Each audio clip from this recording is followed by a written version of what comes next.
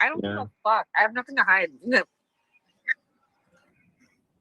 All right. Oh, you guys want to know my real name? I don't give a fuck. No, I don't care. Tina, don't. No, you, Jay. I know you don't want me to tell you man. that. I know you. No, I would don't like to care. These apologize niggas to are see fucking him. weird. I'm not scared. Oh my god. Oh my god. These people who are watching, I don't feed fucking into the care. bullshit. I know you. I would like to Yeah, apologize but to that's the see thing, him you and did. anybody You else I offended, but I gotta take her there's for the more. lady.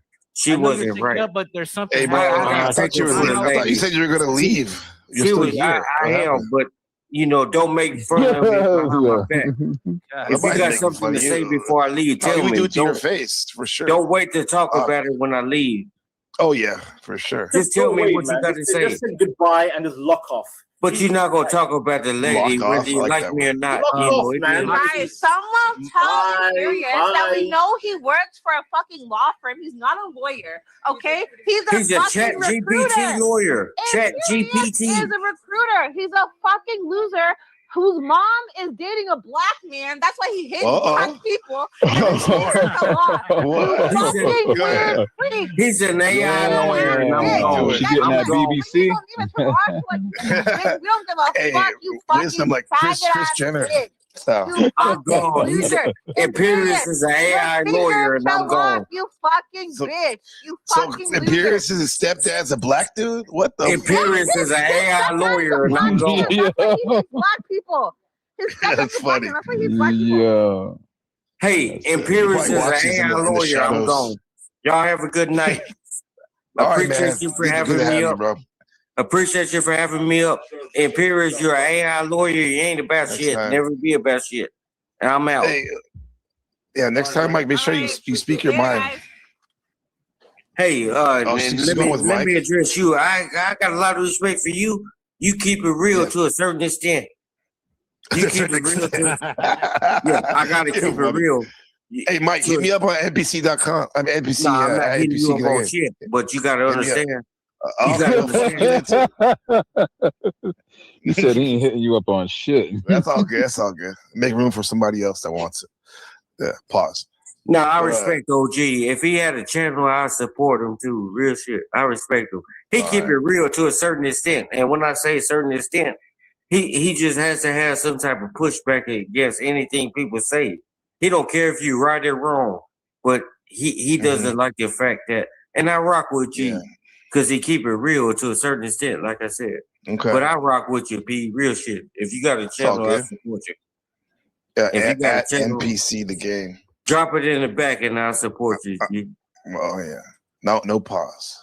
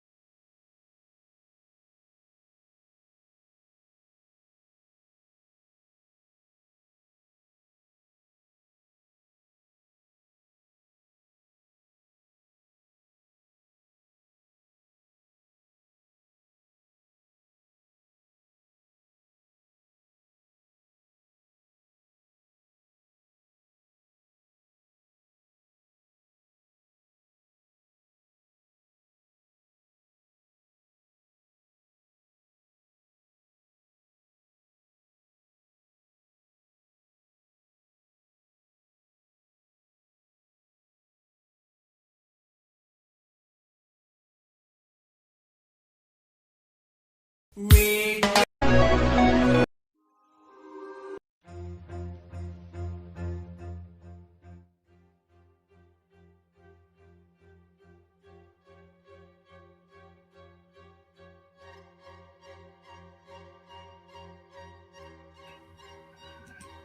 what's going on? What's going on, NPCs? Gabriel Carbo back at it again. Thank you for being patient. My voice is coming back. That's why I haven't been around on the broadcast, but I'm here. We're here today at npc.com.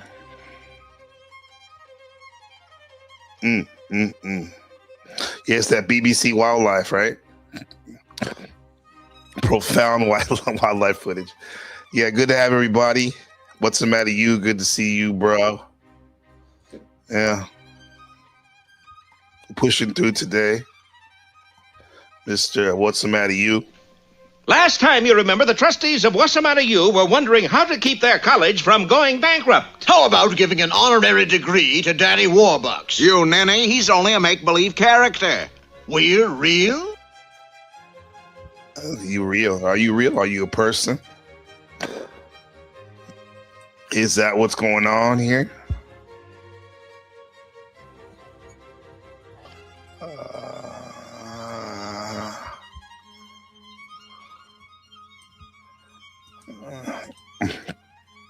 Yes, sir.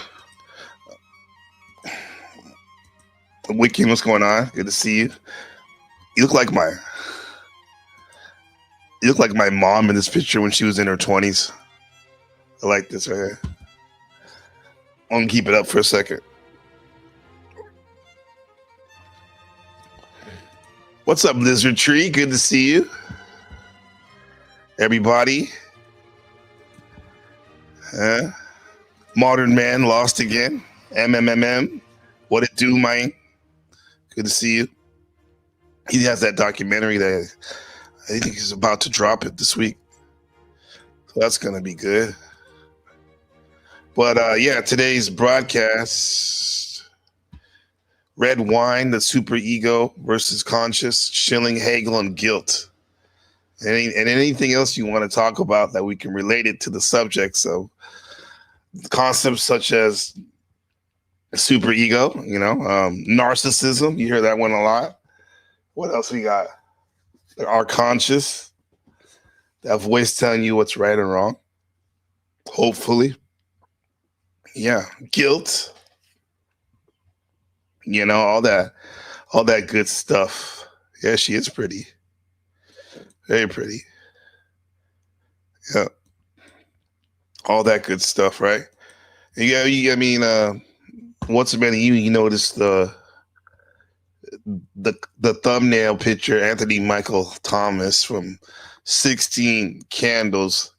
I think it's credited as the nerd or the dork or the dweeb in that. Hypersexualized newbie to high school. And that might be Imperious right there, huh? His archetype, right? But yeah, man. What are we talking about? Red Wine. A lot of times I pick these titles. I'll be listening to all this music. That's what my excuse to make media and movies and blogs and live streams is, so I can use music as a medium, right? But hey, what's up, Logical Sparks? And Red Wine, bro. Like Red Wine be getting us into trouble. That's a song that we used to play all the time at these things called mixers back in high school, back in the day, where we would go to like the all-girls school, and we have these dances, and they always play that song all the time. Back when I was going to school, Red Wine. Yeah, and I get it now. Red Wine be make you start feeling yourself, right? As they say. Like, I got some weird emails last night or DMs last night from someone that I don't necessarily know if they were drinking red wine, but they were definitely off the rocker and lit with liquor, all liquored up and acting weird and saying inappropriate things, mentioning like my family and in my, our channel here. Shout out to Shadow Buddha.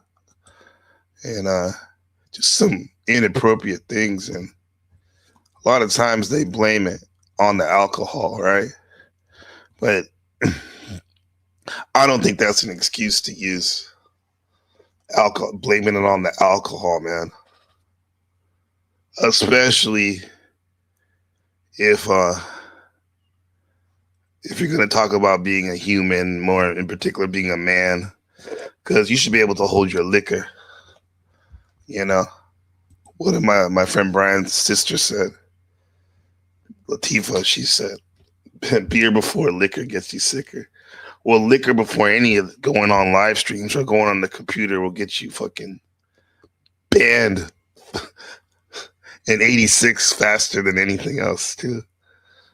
But why do we use red wine and alcohol and other substances?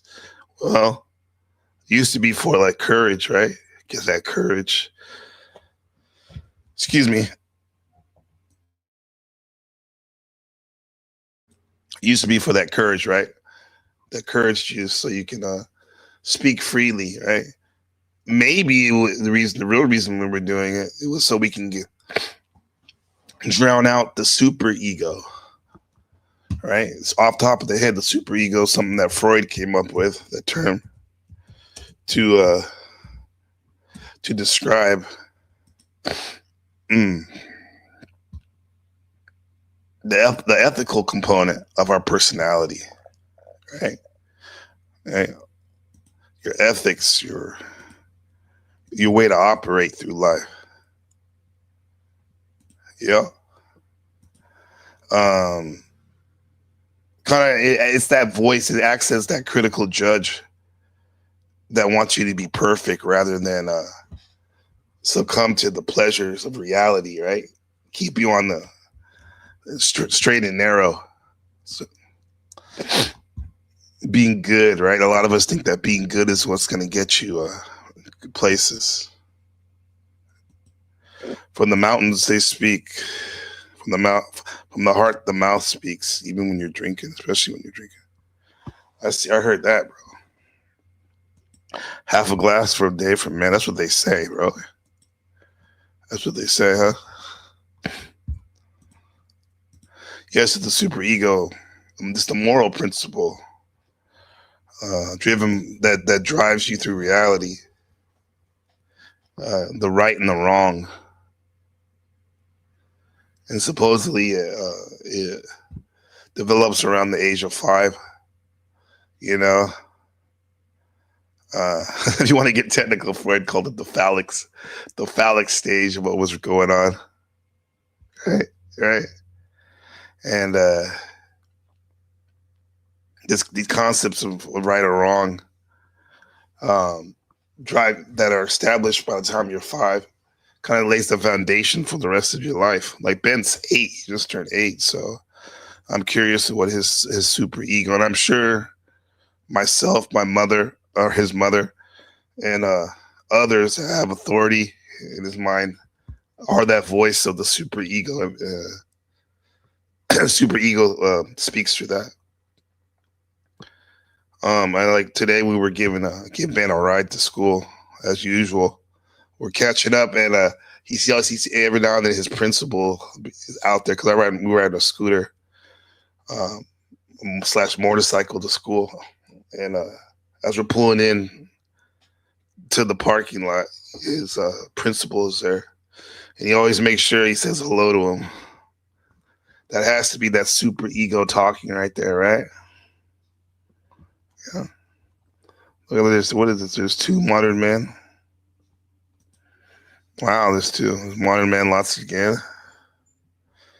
And there's modern man media. It's getting really confusing. The conscious, this is good right here. So, internal concept of the superego. This is a part that pushes the ego through feelings of guilt, which one behaves in ways that violate moral standards. The ego ideal, the part includes the rules and standards for behavior that the ego aspires to. leading to feelings of pride and self-esteem when achieved. The id, three major components of the superego, the psyche. Id, intimate gratification, basic urges. The pleasure principle. Ego, balancing internal desires with external reality, reality principle. Then the superego, the moral perfection and social compliance of the morality principle. Interesting.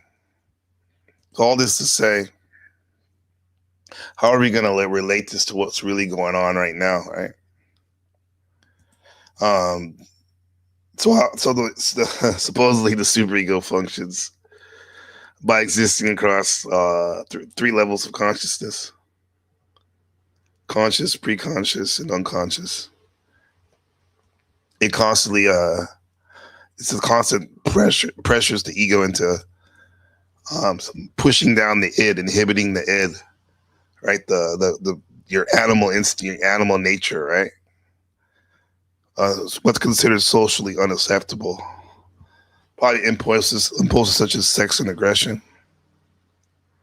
And it replaces it with more realistic goals that are in line with your moral aspects.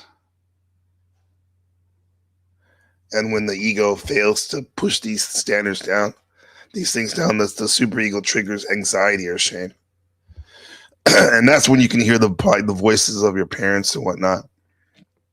Blessings, hit the likes, notifications.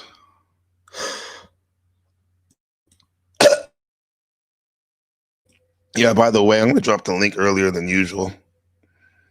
Yeah, help me out, because I don't know how long I'm going to go. I'm going to definitely play some videos. I should actually let my voice rest a little bit. But I wanted to document this for at least start volume 1. This whole superego versus conscious. Right? And how to relate it to what's going on. I mean, yesterday we had some great content examples on CM's broadcast. Check out CM's broadcast. We had the news of the day. CM woke up with his StreamYard account was gone. Right? He was shocked. He had some conflict with Wella with that. And then what's another thing that happened? Latinos for Trump got a strike. Check out his broadcast where he explains it on the last episode. And then we had CM. He returned to streaming again on Restream, which is wild because Restream is a very glitchy platform. So all these things happen and more.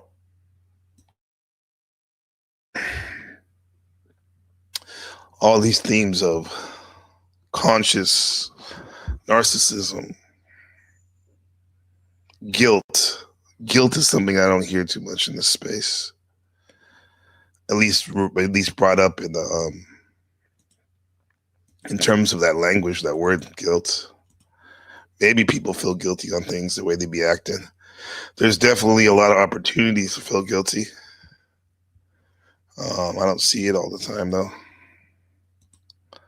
Expressed. Hey, let's see what's going on over here. Some of these videos on the superego were pretty good. Tell me what you think. Mr. Jordan Peterson.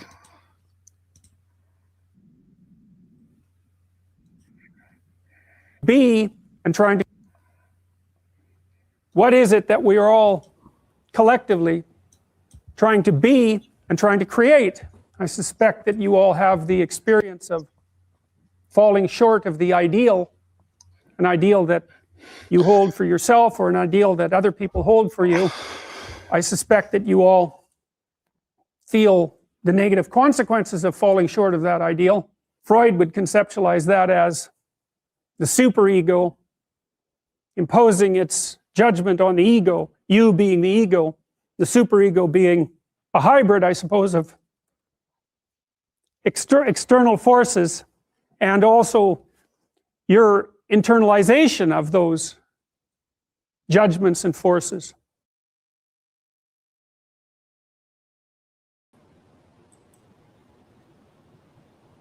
What's up?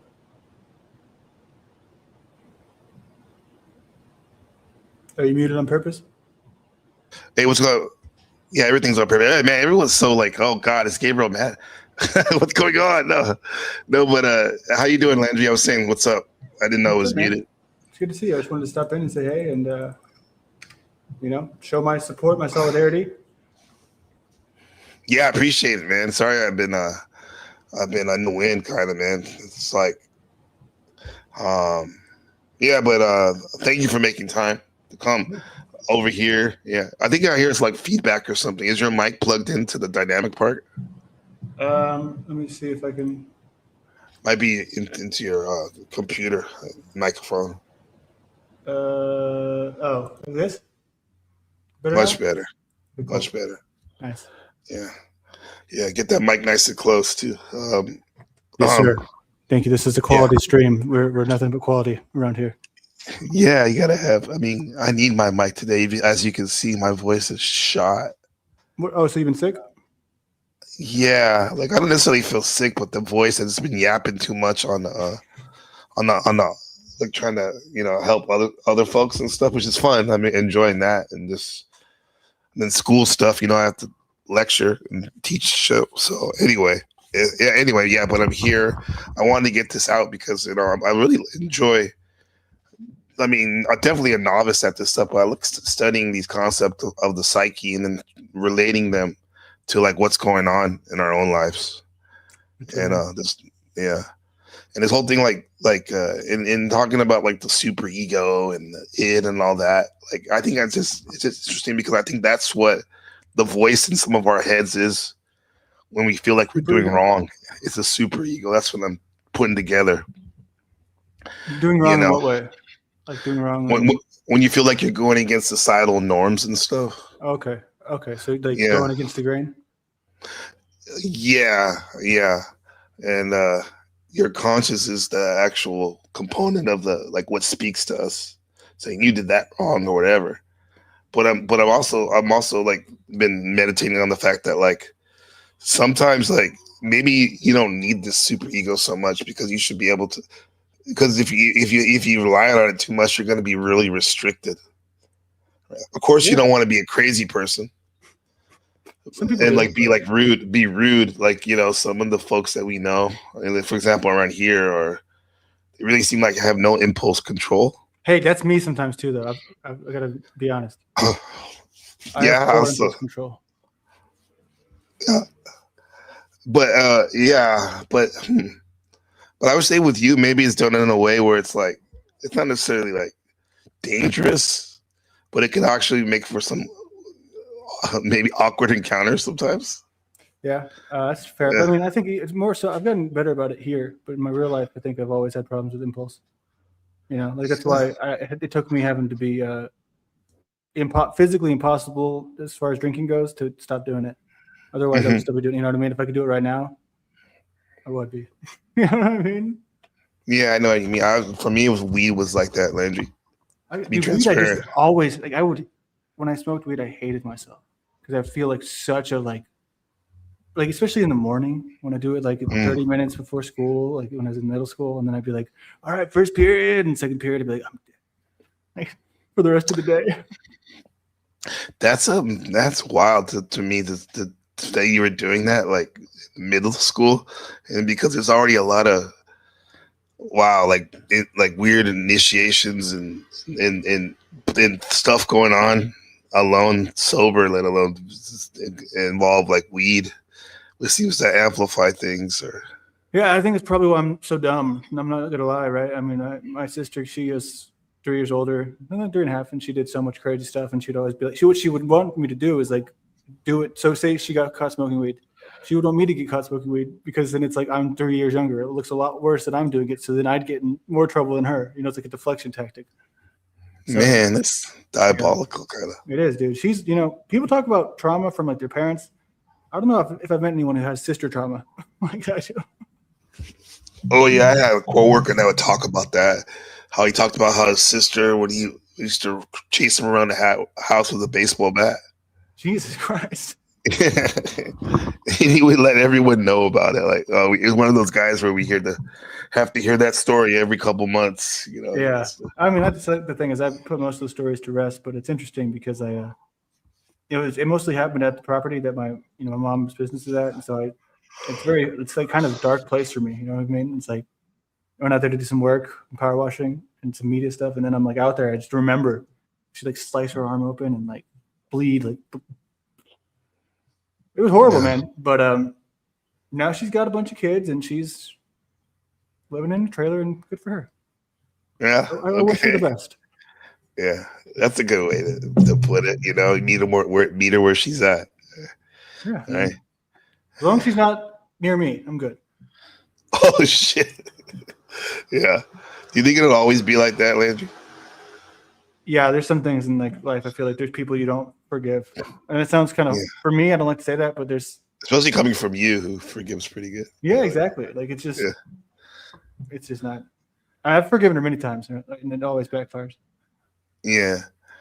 But then back to your mom's place, because that's a wild place to have those traumatic things happen. Because from what I've seen, it seems like a beautiful place that's like kind of good place to open up your imagination and like all that.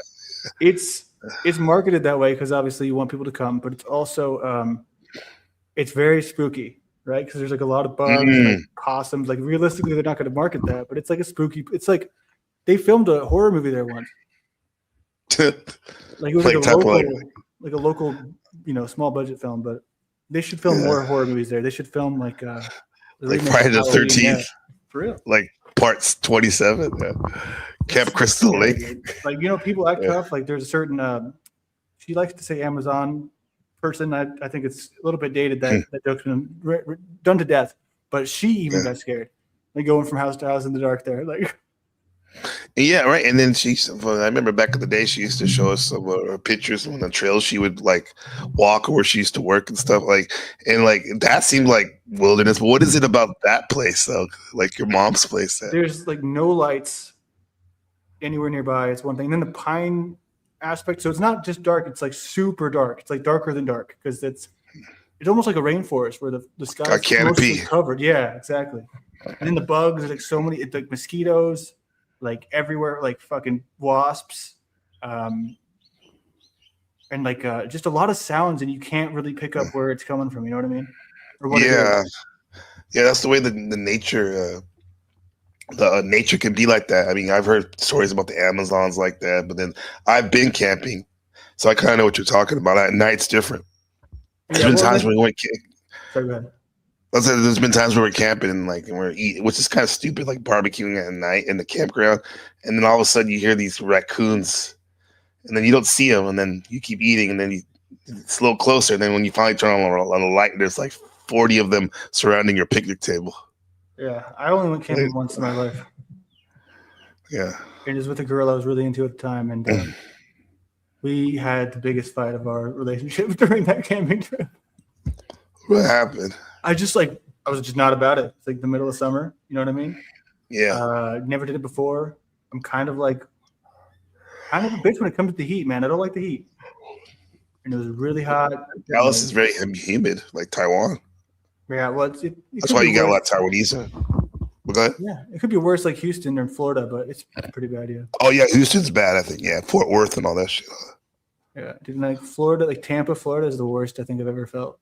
Just you like go, you can shower, but you'll never not be like sweaty. You take a cold shower, you still come out, you're wet. Yeah, we don't. Yeah, yeah, exactly. That's like here. Like CM. This is a shout out to CM. He's from Cali, but I think he lives in Texas now. He lives in Spring, Texas. He said, "Oh, you got family in Spring." Yeah, yeah. It seems kind of nice out there. Games. Yeah, for football games, like the college or high school. High school. Yeah, cause that's the big deal. I mean, you guys love your football over there. Yeah. That's since we get Landry, Tom Landry. Yeah. Yes, you did 700 views yesterday in all the videos. That's good, bro. Who? Not bad. CM. This guy Seymour. Oh, Seymour. He did. Oh, the one you helped with. Yeah, I remember that. Yeah. Having fun. Yeah. Yeah, but he has some interesting stuff happen. He had like some.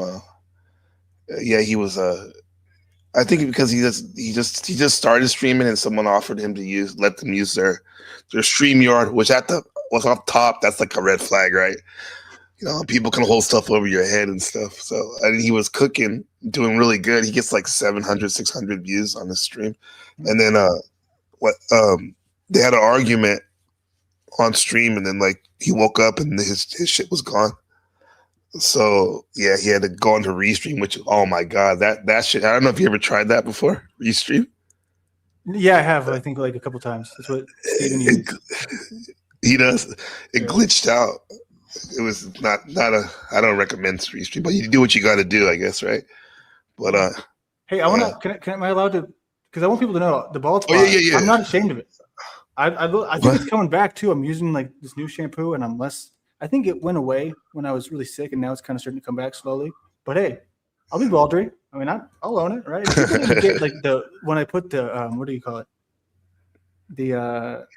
It's like when you blur something out, like when you blur out like a dick, right? Or whatever you're blurring out, like the sensor bald. And I censored the bald spot. Of course, that was like a bit, right? Like, how obvious could I make it? But you know, hey, you gotta own it, right? So I mean, I appreciate it though, Mr. P. Did somebody say something in the chat? Yeah. What did he say? I mean, at least he has hair. A lot of folks don't even have any hair. Fucking it's all good, bro. I'm proud of it. Pero, I mean, come on, bro. I mean, we say you should be talking about shit. Man, that's I don't know what it is. I don't think did you ever call him out? Like you never. I did. I went to talk to him for like 5 minutes on his stream. I think there's a lot of other stuff going on at the time, so pretty much went under the radar. But it's pretty funny, dude. Pretty good. Yeah. Good little segment. That's it. No, maybe like the genesis of it. That's the word I like to use. Genesis, the origin story of it. Like I don't remember you starting it, right? But what? The beef. Oh no, the so-called beef. That one, as much beef as I've started, that one was very much like I didn't even really engage with hardly. I mean, it's I get it. It's kind of funny. It's kind of entertaining. It's so over the top, but you know how fucking white I am, dude. Sometimes I'm so white I can't really even get out of the awkward likeness. You know what I mean? Where it's hard for me to be like, oh man, like no man, I'm a dick. Oh no man, you're dick. No, but that's why the whiteness is good. The real whiteness, I think, which is to be like refined whiteness, is to be in what you do. This be, you know what I mean? Because unrefined is what I've been seeing, like Imperious. Oh yeah, Imperious would be giving fucking the CM like trying to annoy him all the time, but CM can handle him. But what I'm saying is like refined whiteness would be like, you know, like, okay, you really think like that? You think I'm like that? Oh, interesting. You know what I mean? Type shit. Instead of going back and forth on some stupid shit. I like that comment that what Wasamata says about brand shampoos, like how they sell the same. They're also they sell you the shampoo and they sell you the solution, the Rogaine. Did he say that in the last comment I did? Yeah. Yeah. I mean, can you read it real quick? Yeah, you know what's interesting? The name brand shampoos have all kinds of ingredients that are known to cause hair loss. And guess what else they sell? Rogaine, minoxidil products right on the same aisle. Yeah, and a lot of people use like the most cheap brand, right? It sucks because you really want to buy good quality shampoo, conditioner, and toothpaste. You don't want to buy cheap shit. Yeah, but no, you want because it's your hair, bro. Like your your hair is everything in a lot of ways for people. And I started using this it's like $10 for two, right? For $10 for the shampoo and then $10 for the conditioner. So it's like $20. So it's a lot of money, but it's the honey and I think it's a part of why it's coming back a little bit because it is coming back. It looks pretty thick. Did you dye it or something? Because it looks darker, or is it just coming in fuller? See, look at that. It's not as bad as it was that one video. It's still there, but it could be a lot worse. That's nothing. There's probably multiple ways you can start getting it back, like you're doing. So it's hard when it's like when there's way less hair than there isn't. That's when you're like almost at the point of no return. Yeah, like Homer Simpson. Yeah. That's when you have to go to. I don't even think going to Turkey for the hair transplant is enough. Yeah. Let's use your pubic hair or something. It's like you no longer have a bald spot, you have a hair spot. Yeah. Right. You have a hair spot. Yeah, hair is an indicator, as the CM said, hair is an indicator of your health. Definitely.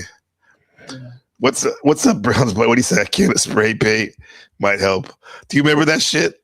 Do you remember that, like the spray Ron Popeil infomercial where he sprayed his head? No.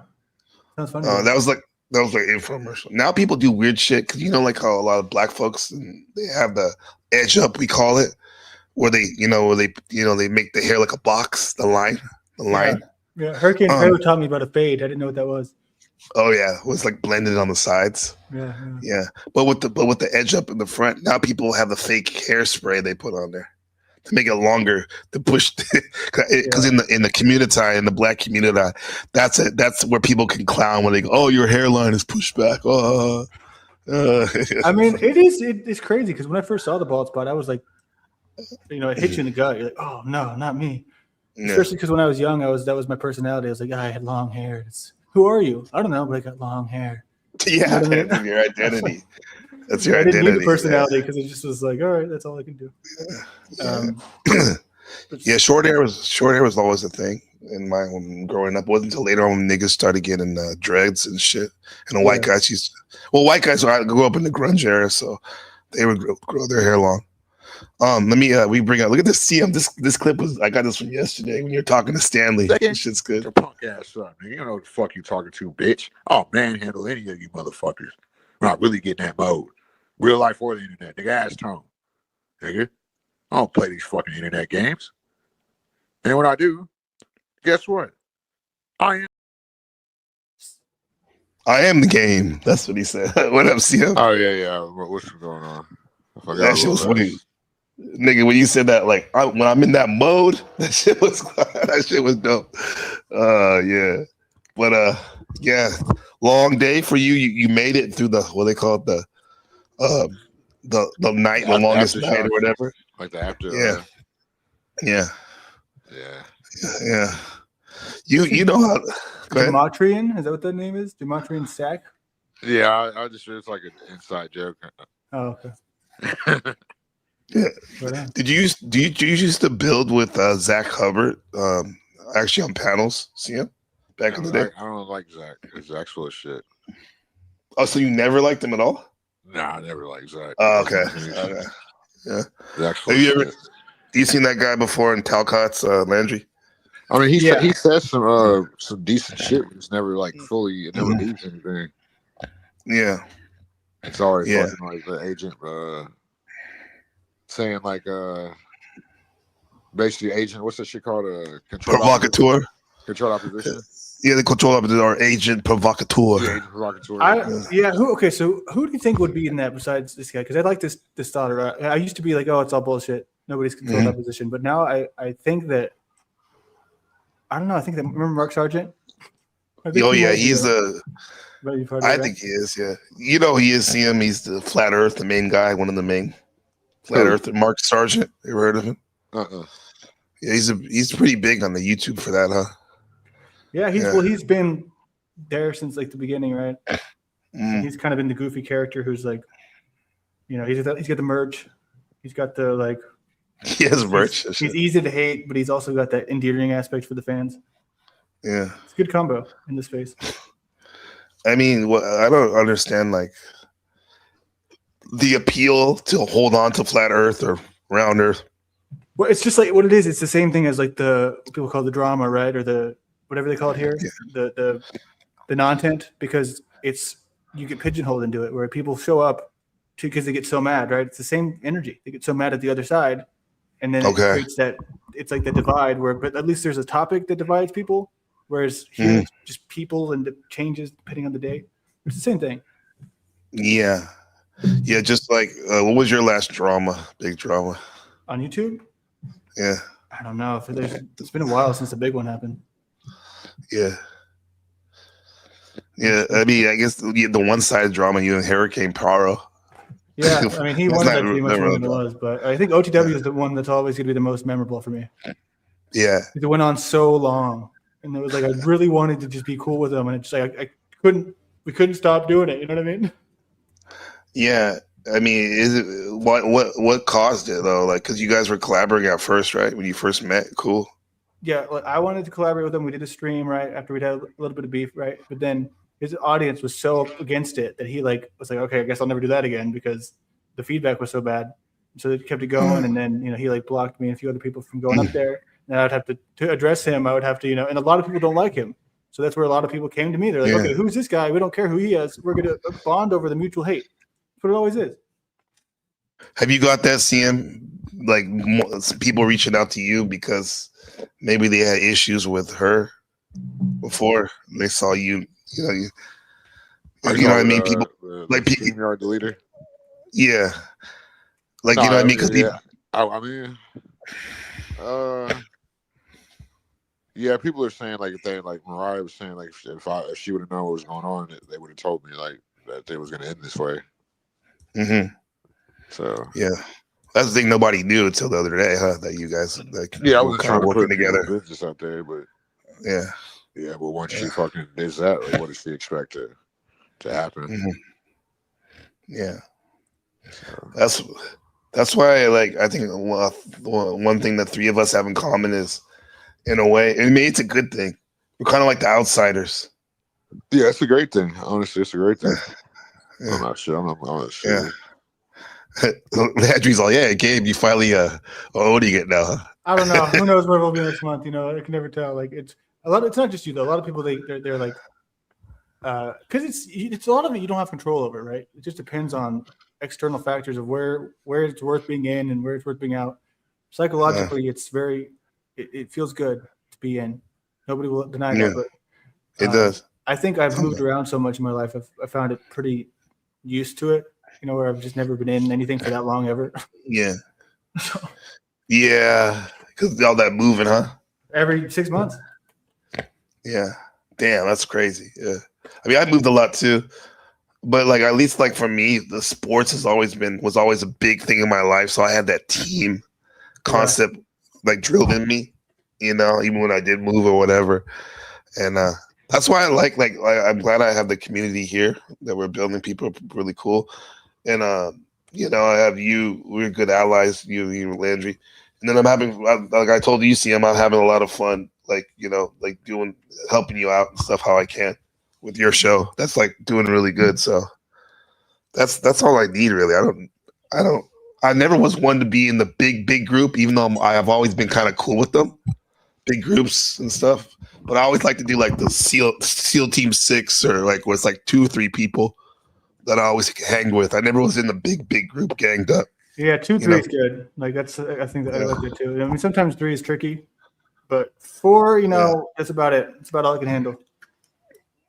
It's just because I don't know. I just think it's like I don't have that many connections in the first place. So if I do, it's I'd rather just make them. What do they call it? Quality over quantity, right? Yeah, for sure. Absolutely, yeah. See, were you one to ever kick it in a big group of homies, or were you always like, a couple people, if that? You know how Cali is, so like being born like fucking with all my family, that was like, right. You know what I'm saying? Like gang members and like just a bunch of people that were tribal, pretty much. Like I hate to use the word term gang member, but growing around a bunch of tribal people, especially coming from Cali, it's kind of like I feel like you kind of see what you want to do, whether you want to be in a big group or like, because you got to think about in a big group, there's always going to be mini groups. It's always going to be that you're always going to gravitate towards your own little posse type shit. Like no more than like 3 or 4 guys. Yeah, even if you're in the big group. So, see what I'm saying? Yeah, like your little crew for sure. Yeah, I definitely know about that. Yeah. That's why it was funny to I'm invoking him to hear Imperious talk about, like, he was telling somebody like Latino, he was like, I was an athlete, these nerds, these people I mess with, they were nerds in high school, and they weren't like me, the jocks. He was telling Latino like us, like we're the jocks. Yeah, I'm thinking voice, like that's a jock voice, Imperious. Right. We'll see him. What do you call it? The Disney voice. Yeah, see him. He calls him the Disney voice, the villain or whatever. Yeah. But he was like, bro, like he was like the jock this, and I'm like, bro, nobody more jockey than me. That was my life, and I was really good. I'm not the fucking ego and shit, but that was my identity, and I was good. But I didn't go around like messing with the quote unquote like nerds or dorks and stuff like that. You know, I didn't even like. I was just doing my own thing, and also I didn't even really like messing with my teammates like outside of practice. I had my friends though. You know, I mean, I was cool with my teammates outside of practice, but I didn't go to really their parties or anything like that because I was like, I'm not feeling that. Which is okay, you know, they can do their own thing. So you could be a jock or whatever, or like a person, a leader, and still not be a dickhead. So I don't know what the fuck he's talking about. Well, a lot of people don't realize that, right? Because it's like it's easy to just be the dickhead. It's like the easiest way. Yeah. It takes a lot of effort and time to be a good leader. It does. You really work at that. Like it's not everyone can do it. Yeah. What's up, Harmon? Good to see you, man. Yeah. Do you think your neighbor, your spiritual father, that guy, he could be seen as a leader, kind of. Huh? Seems like some of the stuff that I don't know. said. I'm not too sure like what he was like in his professional realm, but I mean, because he's kind of reserved, right? He has he's actually in human design. He's the hermit opportunist, just like me. I think you're hermit role model, right? Yes. Or role model opportunist, one of the two. I can check right now. But I think I'm role model opportunist. You and Flow State are the same, I think. I don't think that, no, because Flow State. Or me and him are this. We're both role model, I think. Okay, I don't know. Yeah. No, Flow State's definitely role model opportunist. Oh yeah, you're right. It's y'all are the same. Yeah. But so hermit opportunist is where you got to like go inside, like just hide a little bit, and then you go back out and you got to meet people and connect and all that. You know, you have to do like a little bit of both. Yes. And it's that balance. Yeah. So he's not really leading at this point in his life. He's inspiring, but he's not really, because he's kind of timid, right? You put him in a room with a bunch of loudmouths, he's not going to talk. But you know, you listen, and some of those people are the best to listen to, the ones who don't speak loudly. Yeah, because when they do speak, it's usually pretty profound. Yeah. But were you like that though? Like, because you mentioned that early on in the panel verse side, like. A lot of times you were one that like you let people talk and stuff, and then if that was the case, do you think you changed? No, I mean I'm still pretty shy a lot in real life, you know. Like, but it's not shy. It's just like I respect most people. I can read people. Like it's hard for me to be the guy who goes to the cash register and he's like, "Hey, how's it going?" You know what I mean? Because it's just, I mean, I'm trying to get in and out, but I'll be polite, right? And you know, if someone else, if they are the person checking me out wants to be very talkative, I'll talk, you know. But I mean, I when I was working at Quick Trip and other places, public facing roles, I was very much that character, right? Well, how's it going? Okay, thank you so much. You know what I mean? Like the whitest of white. Yeah. That's why, like, I was the cashier for many years, my union job. And, like, I think I would just, for the most part, just try to be normal, be like, hey, what's up? How's it going? Yeah. You know, and if they wanted to talk, because there were regulars that I think I was like their rabbi and their psychologist and whatever they feel like they needed to, even when there was a long line. You know, they needed to tap in or whatever. So that's why they go there, right? They don't even care about the cigarettes. They just want to talk. Exactly. I know about that. Exactly. Yeah. Kind of like here, like CM, like there's been times I've seen where you've done this. I don't know if you're conscious or not of it, but like, will you just let the panel flow, let people talk and whatnot? Dude, you're a role model hermit. Okay. See, that makes sense. What'd you say? My bad. I stepped away. What'd you say? No, it said like I've seen like the way you run your panel sometimes is like you let the people talk and like organically let it happen and you're there listening. It'll be like times that maybe I would have jumped in. A lot of times you ease back, which ends up being good because like something else comes out of the conversation. And your point, yeah. But I find it interesting though when it's time for you, when you feel like you moved and you want to talk, some of these people, bro, like we've had happen, like where they want to let you talk. Yeah, that's when you gotta drop them. Yeah. Just try to like use your natural voice against them. Like most of the people, they don't have natural voices. They fucking just got good mics. Yeah. Eventually, both then really blow them out the water. What'd you say? Eventually, you can get both. You already have the authentic voice, but then get the good mic. Oh yeah, play a good mic. Yeah, it's a wrap. So you share this channel with Ezra, and then you share this channel with me. Moneyline channel of power. That's what I got. That's why you're so scared, right there. Channel of power. I'm so scared. It's funny you say that, Landry. Like, remember you because I was a bad. I've been not the best friend. I've been like, no, listen. I was trying to get. You know, I didn't tap in with you. You know, and then two other people. Last night they sent me a message saying like, "Is everything okay? Are we cool, Gabriel? I haven't heard from you." I'm like, great, dude. Yeah.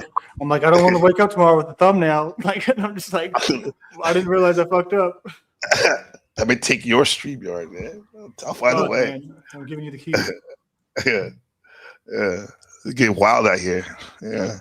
So what does this mean? The power? What's that mean? The channel power in general, like the channel power. So it's basically, you know, it gives you the power to establish security and certainty in the present moment, right? Strong awareness in the now fortifies your survivalist instincts coded deep within your genes. You're decisive about what you do in every moment. That's true. You are, even if it's like it changes next week, you're decisive in the moment. But you will. Yeah. I'm working on that though. Yeah. Okay. What's up, Neurojack? Good to see you, man. What's up, man? I'm glad you're improving. Thank you. Appreciate it. Like, I'm probably going to be worse now. I mean, it should really shut up, but I had to tap in with you guys. Well, dedication, man. We all got to show up for our LARPs, as people say, allegedly. Bro, I heard, I actually recorded something from Twilight's page where it was Avian Buddha was like going crazy. Like his voice got even more high pitched when he was angry. No. You don't understand. Okay, listen. You have to let me talk. Okay, I'm speaking. That's it. No, but he got really, really angry yesterday, right? Neurojack the other day before last. I mean, he's been angry. He got mad at you and everybody else.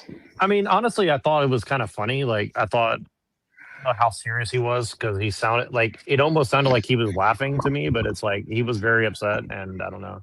Like, I'm sure he'll be mad at me saying that, but like, I don't know. I thought it was kind of funny, honestly, but I'm you know what I got out?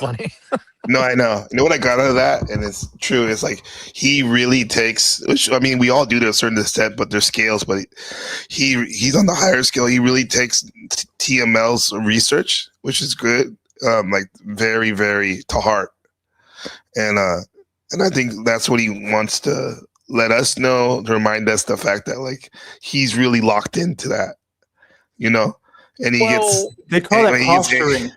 I don't mean to interrupt you, but like, see, the thing is, I was trying to explain to him from my point of view, and again, who cares about my point of view anyways, but I'll give it anyways, because I mean, I've been doing this long enough where it's like, look, you know, you can know all the facts in the world, but like, if your perspective is whack, you know, the facts don't matter, right? And this is something that people don't like to hear, but like, I think facts are only as good as the mind perceiving them, right? Like, okay, you got to get your mind right, and myself included, right? So I'm just saying, like, we all have to check each other sometimes and be like, look, you know, you got to contextualize shit. What do you mean by that? Like, unpack that. And sometimes like it's not going to be 100% on anybody's part. So that's kind of what I was trying to get across to him. But I don't know. I'm not that good at saying that sometimes. So, I mean, I come at people the wrong way a lot. So, like, I'm not above it, you know. So, you said the way it's perceived, you got to get that in order. What do you mean by that? Get your mind right. I get what you're saying. Like, have like a perspective on it, like that's like not biased. Yeah. Because when you do that, it kind of makes it hard for other people to try to want to listen, huh? I apologize. I lost audio. I didn't mean to overtalk you. I didn't hear you talking. Sorry. No. CM added on to what I was saying because I was asking you guys like, what do you mean that by get your mind right, perceiving? And he was saying like, don't try to be so biased, or you know, when you're talking, because I was saying it gets in the way what you might be wanting to share. Well, it's kind of like when me and C just met, like on your show recently, right? Like I kind of misinterpreted what he was saying, and he kind of probably did. I didn't make myself clear, and so we probably like came at each other the wrong way. And like, look, sometimes that's a part of it, but I recognized pretty quickly, like he's got facts, and whether his facts are right or wrong, I feel like his perspective is like coming from a place of like he's really thought about it. He's not upset about it. He's kind of just coming at it from a very like level-headed thing. But if he came at me and screamed like, "No, motherfucker," like I probably would have like stopped listening to him, because it would seem as if he's like not really processed things enough for me to really listen to him, if that makes any sense. It wouldn't mean that he would be wrong. It would just mean that like I wouldn't really want to understand where he's coming from. Being biased. Yeah, exactly. Like you're trying to sell me or something that I just emotional, don't want. Emotional fucking, like when it comes to information type shit, like, oh, like you really let information trigger you, like type shit. People, because you can't be mad at people because people register things different. So we all gotta. I think we gotta like fucking redetermine how we fucking determine people. Because clearly the way that we have our determination of people is not really, you know what I'm saying? Not really adequate, because people are so layered, people are so wired different, people react to things different. People got different traumas. That's been the toughest part about me doing this, I would say, is like kind of coming to terms with myself, but really also with other people, like just understanding like two people can look at a fact and totally see the fact totally different ways.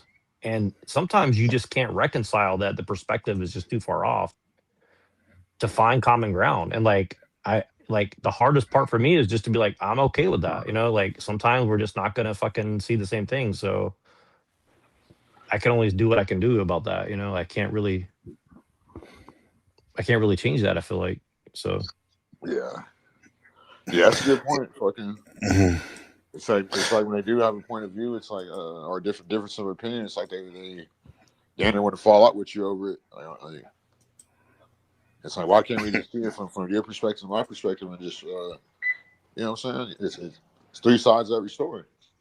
I mean, most of my best friends have disagreed with me more on some serious shit than a lot of people who seemingly agree with me about a lot of shit. So, I mean, I like to keep people who disagree with me around. You know what I mean? So that's just that's just the way I am. Like they don't, obviously, if it's like a big thing, then that's a little bit different. But if it's kind of like a big thing, but we kind of like genuinely can still be good people to each other, then like I can overlook some opinions that may be like inconvenient. Like even like when I first met NPC, like the impression I got was like he did not like white folk that much. And honestly, like it didn't bother me. It's like, look, sometimes people have their reasons. It's like I just want to understand. You know what I mean? Like if people don't like me for some reason or whatever, it's cool. I just want to understand. And it's like, if I can't understand it, then we can't really be friends, right? But if I can understand why somebody has a bias, like usually I grow from that. So you know what I'm saying? I might be defending people, but I might have the same bias as the people that you know what I'm saying? Yeah, exactly. Yeah. Like, yeah, 100%. But explain it to me why you don't like me, or like why you don't like something that I don't, you know what I'm saying, that I do like, or something like that, Yeah, well, you give a common ground. Like I like to say, like when I know the intention behind everything, things don't bother me as much as they normally would. Like for example, I'm Scorpio. That's my excuse, my cope for saying like I can be very sensitive to criticism, right? But to be honest, if I know the person means well, has my best interests or whatever, or at least is not trying to be mean-spirited with their criticism, I'll listen more. I'll be a little bit more patient and not really blow up on them, and actually probably end up thanking them for it. But if I don't understand your motivation behind it or meaning or purpose, I won't be as patient probably. Yeah. Like for example, like right now, Landry said how much money to unmod the Hurricane Peril, and I said fuck it, 50, bro. I got a family, bro. I mean, no hard feelings, Peril. I love you and all, but like, money is money, right? And then, but with that's a good gift, honestly. That's a good. I like that personally. Like, I mean, I should start offering. We should all start doing that kind of shit. Like, just make it a game show. I mean, like, let's see what. I mean, it does. Well, it's kind of like in sales, right? Like, you want people to invest their money because it if somebody pays for something, their intention's now invested, right? Like now you're Exactly, invested. yeah. And to be honest, most likely I probably wouldn't. It wouldn't be a permanent thing, Pero. If anything, you should be like, yeah, please take my mod. Make some money for your, for your son or for yourself. But here's the thing, too, Hurricane Pero, you don't have me as a mod. Like, I mean, I made you a mod. I mean, no hard feelings, but it's like, come on, bro. Like, yeah. Anyway, that's all funny. All these little things are big deal. And you're like, for you to CM, people really want that CM mod. That's the coveted thing, the CM mod. Like Ricky's there, probably Ricky's there every day, every hour. He wants to get that. And a couple other people, right? They want that.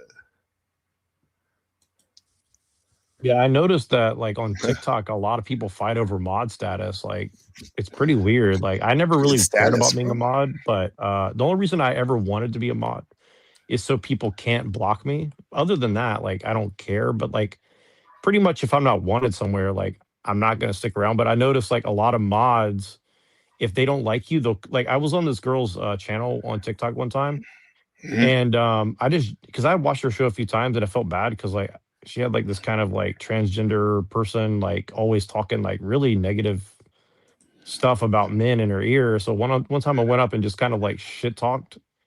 And this person was like trying to prove that like I'm some like right-wing Trump loving person. And I kind of like shut them up. And then at the end of it, they just blocked me from the channel and said like, oh, I think he's a they blocked you Nazi or something. And like, and again, it's like I kind of played into it, but like it was very dishonest. Like I was very, very direct and like, just really was just shit talking because it's like a dude pretending to be a woman, like yelling, trying to like talk down to me, like you got to like, grovel to me to have access to this channel or something, and it was very weird. Yeah, some of the mods use that to shame people. Yeah, it was like there's a couple people I saw CM the last couple of days that tried to use shaming techniques on various people on it's like and I guess when there's hierarchies and a mod is an example of status, right, in the group. But with that said, I mean, be respectful with the power. I had what was it? What was I gonna say anyway? Yeah, look at what's the matter, you guys? He said, "Fuck yeah!" He's like, "You can take mine for $10." Okay. How is money is money? Yeah, money is money. Why is that a red flag? I mean, money is important, right? As a family man, Neuro, you see it, right? Yeah, it's funny. Somebody was, earlier saying to me, like, well, you only care about money. And I'm like, dude, like, I've been doing this shit for free for years. I know.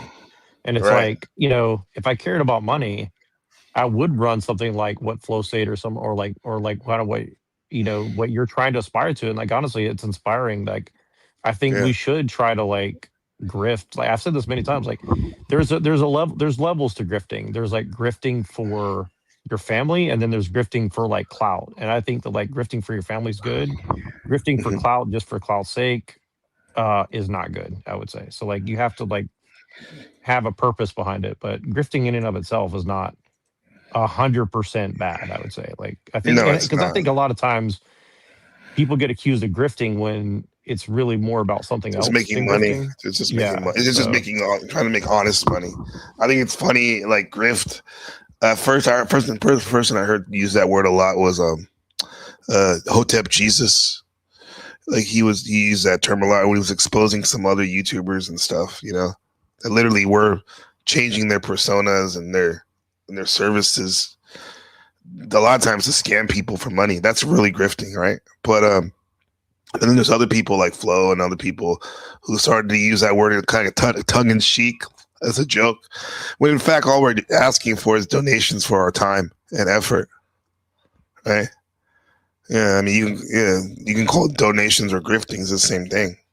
Well, yeah. Well, I was a really big student, in my opinion, of like someone like Stefan Molyneux. And he gave everything away for free. And he used to guilt trip a lot of people saying like, you take from me, you don't pay for me. And a lot of people got really mad at him from that. And I'll be honest with you, like I didn't send him much money. I probably sent him like $20 over the years, which is honestly not That's fair something. with how much I got out of him. But I'll put it, but also like it does get it like that's the problem with the donation model, right? Like, and we're in a new era now where like everybody's trying to sell like their it's either your personality or your knowledge or some combination of the two, and that's like Yeah. the new economy. And look, whether we like it or not, that is this economy now. So we either have to get with the times or go do a regular job or whatever. I mean, I do it for free just because like I don't know how to model. I don't know how to like turn it Monetize it. into a business model. But I'm not opposed to it. Like if somebody has a good idea and I can rock with it, like I'll do it. Like for sure. Like it just I don't know how to do it fairly and like preserve authenticity yet. But I'm open to it for sure. Like I you know I don't know if I could do exactly what Flow State does, but I do like the aspect I do appreciate about Flow State, even though I don't particularly like him as a person, is the Jerry Springer nature of it. I think that Jerry Springer, Howard Stern, like I do miss those things, and I kind of wish that there were more outrageous things like that. So I like the direction, I would say, you know. Yeah, what's up, Steel Man and Brown's boy? Yeah, I have to say, like, yeah, there's different things you can do. I remember like Stefan Molyneux. I used to listen to his content too. Maybe not as much as you, but he was cool. He's one of my guys on the rotation. But Red Bar, Mike from Red Bar, right? Who basically picks apart everyone. Oh my god, I love like he did a good. I love his show, man. I mean, I haven't watched it a lot lately, but his show is really and like his style of humor is. If I could do one style of humor and just do it every day, it'd be very similar to that. I do really appreciate the way he tears people down. Like, ooh, you know, like I like that. Like that's, you know, he just like, ooh, look at this, and like he It's zooms like in on their face. I like that. It's pretty funny. It's like CM. I don't know if you so there, you said something interesting. You said like, I think you were like dressing down Stanley, meaning like you were like shitting on him because he was talking shit, Stanley Cross, and you're like, yeah, you want to come here? This is where people that are embarrassing come to get embarrassed. That's what CM said yesterday. That shit was funny, and that's kind of like Mike from Red Bar does. He's really an artist at that, where he just dresses down and just picks apart people. Just the little nuances that most people would overlook, and it actually ends up really getting to those people that he's talking about. He has a knack for that, and for sure. Well, he did one of the best takedowns of Joe Rogan. Like his takedown. Oh, that's his number one guy he goes hilarious. against. Oh my god, it was him so and his good. crew like, and his universe. Yes. Yeah, dude, he did it so masterfully. Like one time he dressed up as Joe Rogan and like did this. I like, saw that. That was was so funny to me, man. Like with the skull cap, everything. Yeah. Like it was, and he like zooms in on Joe Rogan's face, like, look how dumb Joe is. The Joe the gorilla, you know, like that's hilarious to me. Yeah, and then but he has a Stefan Molyneux one. I don't know if you ever saw that one. Did you ever see his video on him? No, I didn't, but I'm sure that was pretty funny too. Like, and it was what you were speaking about. He was like, look at Stefan Molyneux, like he fell from grace. Like, you know, he's like, we haven't heard from him in a while, but like his latest video at the time, he's basically, like he said, he's getting mad at his viewers, guilt tripping. Yeah, guilt. That's like his viewers. And but Mike he was called just a cult leader for a long time because of that. And like, I don't think that that's totally fair, but like, I can see where people come from with that because like it goes from like the point where like people become parasocial, and that just comes with the territory. And so we all have to be cognizant of that. Like, it's going to get parasocial regardless. Like, you know, I come here to hang out with you because like we have good conversation. I like it. You know, I don't see that as parasocial, but I can see where people will like, oh, you guys all just sit here and hang out. It's like, well, you know, there's not a lot of real life people you can talk to like this. I wish there were, but if anybody wants to get together and do it in real life, I'm down. But it's not easy to do, you know. Right. It's a good. That's a good segue. Wicked said, "Welcome. Thanks for joining Gabriel's channel. Drop a quick intro, your channel name and niche, and we're here to support. Feel free to ask anything to say. Yeah, the mods are really good about supporting your channels if you guys want that. We'll drop your links for that because we're building a network, right? This is what this is. Like on my featured channel where it says Falcony, I have CM on there, TML, Marathon Kev, Joe Cool, and then Twilight on that right there from some of my friends. Yeah. So, but about this cult leader thing, man. I come from the school of thought on this internet, like online community stuff, that you can be nice and call it like you can say my tribe, right? Because tribe has like minds and whatnot, and they have a head of the tribe. But you can also be really realistic and brutally honest that it's also a cult. It can be seen as a cult too. You know what I mean? There's not that much difference between a cult and a tribe. The only difference is one is looked on as kind of evil. You know? So yeah. You there, CM? Yeah, I'm listening. I was actually sharing a video. Okay. What are you going live today? Nah, not today. I don't think so. Probably give it a little day or two break to really, you know what I'm saying? I know I sound better than I did this morning. Oh yeah. You just need to get it out your because I was thinking about that, man. It's like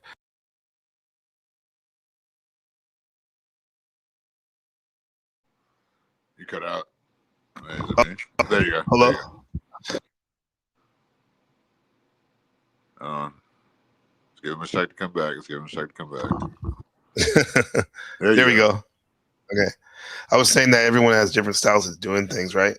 And I think that was good for you to just talk about what happened and ruminate about it, so you can work through it, process it, and that was good. Because you sound different today, even. Yeah, a little bit more like you. I got say a little time to think on it. Yeah. And I stand on everything that I said, so I wouldn't have said it. Yeah, because I like the girl. Yeah, I like the girl, but I don't like to see my homie when something happens to him where they had the momentum and they get something gets thrown in the road.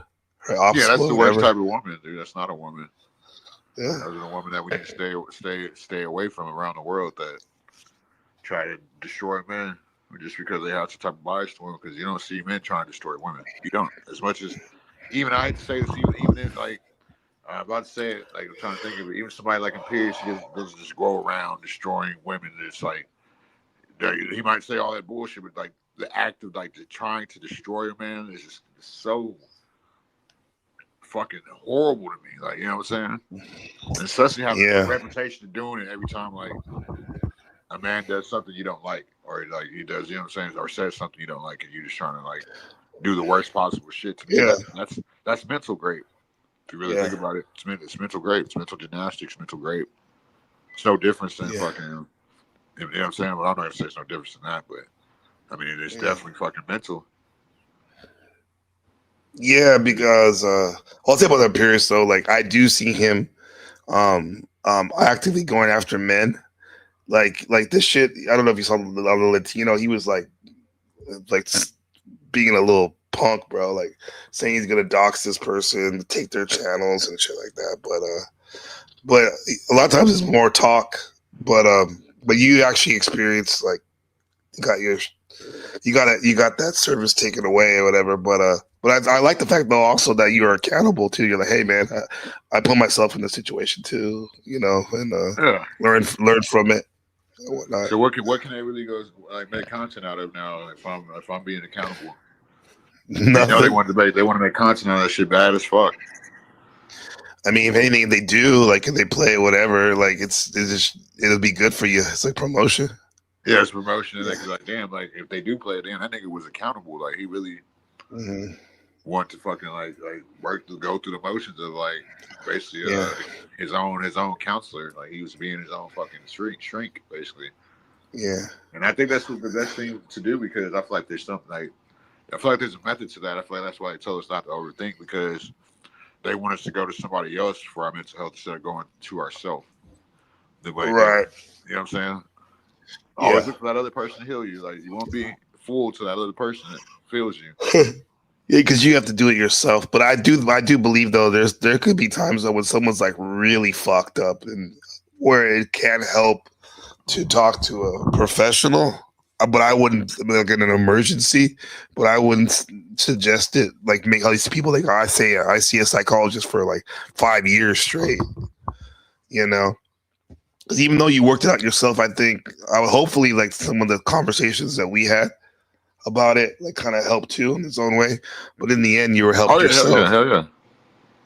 Yeah, I didn't get through it all by myself. I just like, of course, like I had y'all, and I just you know what I'm saying, all the way, fucking every fucking much step of the way. But it's just like I had to take that accountability to, you know what I'm saying. I'm a grown man, so I'm starting to learn like how to, you know what I'm saying, be less impulsive, regulate my emotions, because we all have emotions, whether we want to admit it or not. Yeah, we do. And a lot of times I've had women around here and men too.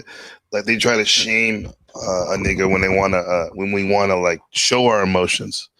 And like I don't think there's anything wrong with men showing their emotions. Only when it starts getting in the way of your progress, maybe that's you got to manage it then. But man, everyone has emotions, bro. Like they think it's like a big deal. Like, oh, I triggered you. Yeah, man, I'm a human. Yeah, you know. Like, come on. You did trigger me. Like, yeah, exactly. Yeah.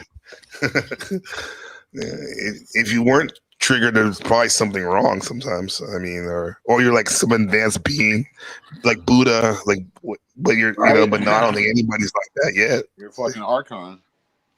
Yeah, or that too, right? If that's the case, you probably don't even have no soul. Right. You're already fucking advanced past that. You already, you know what I'm saying? Like, yeah.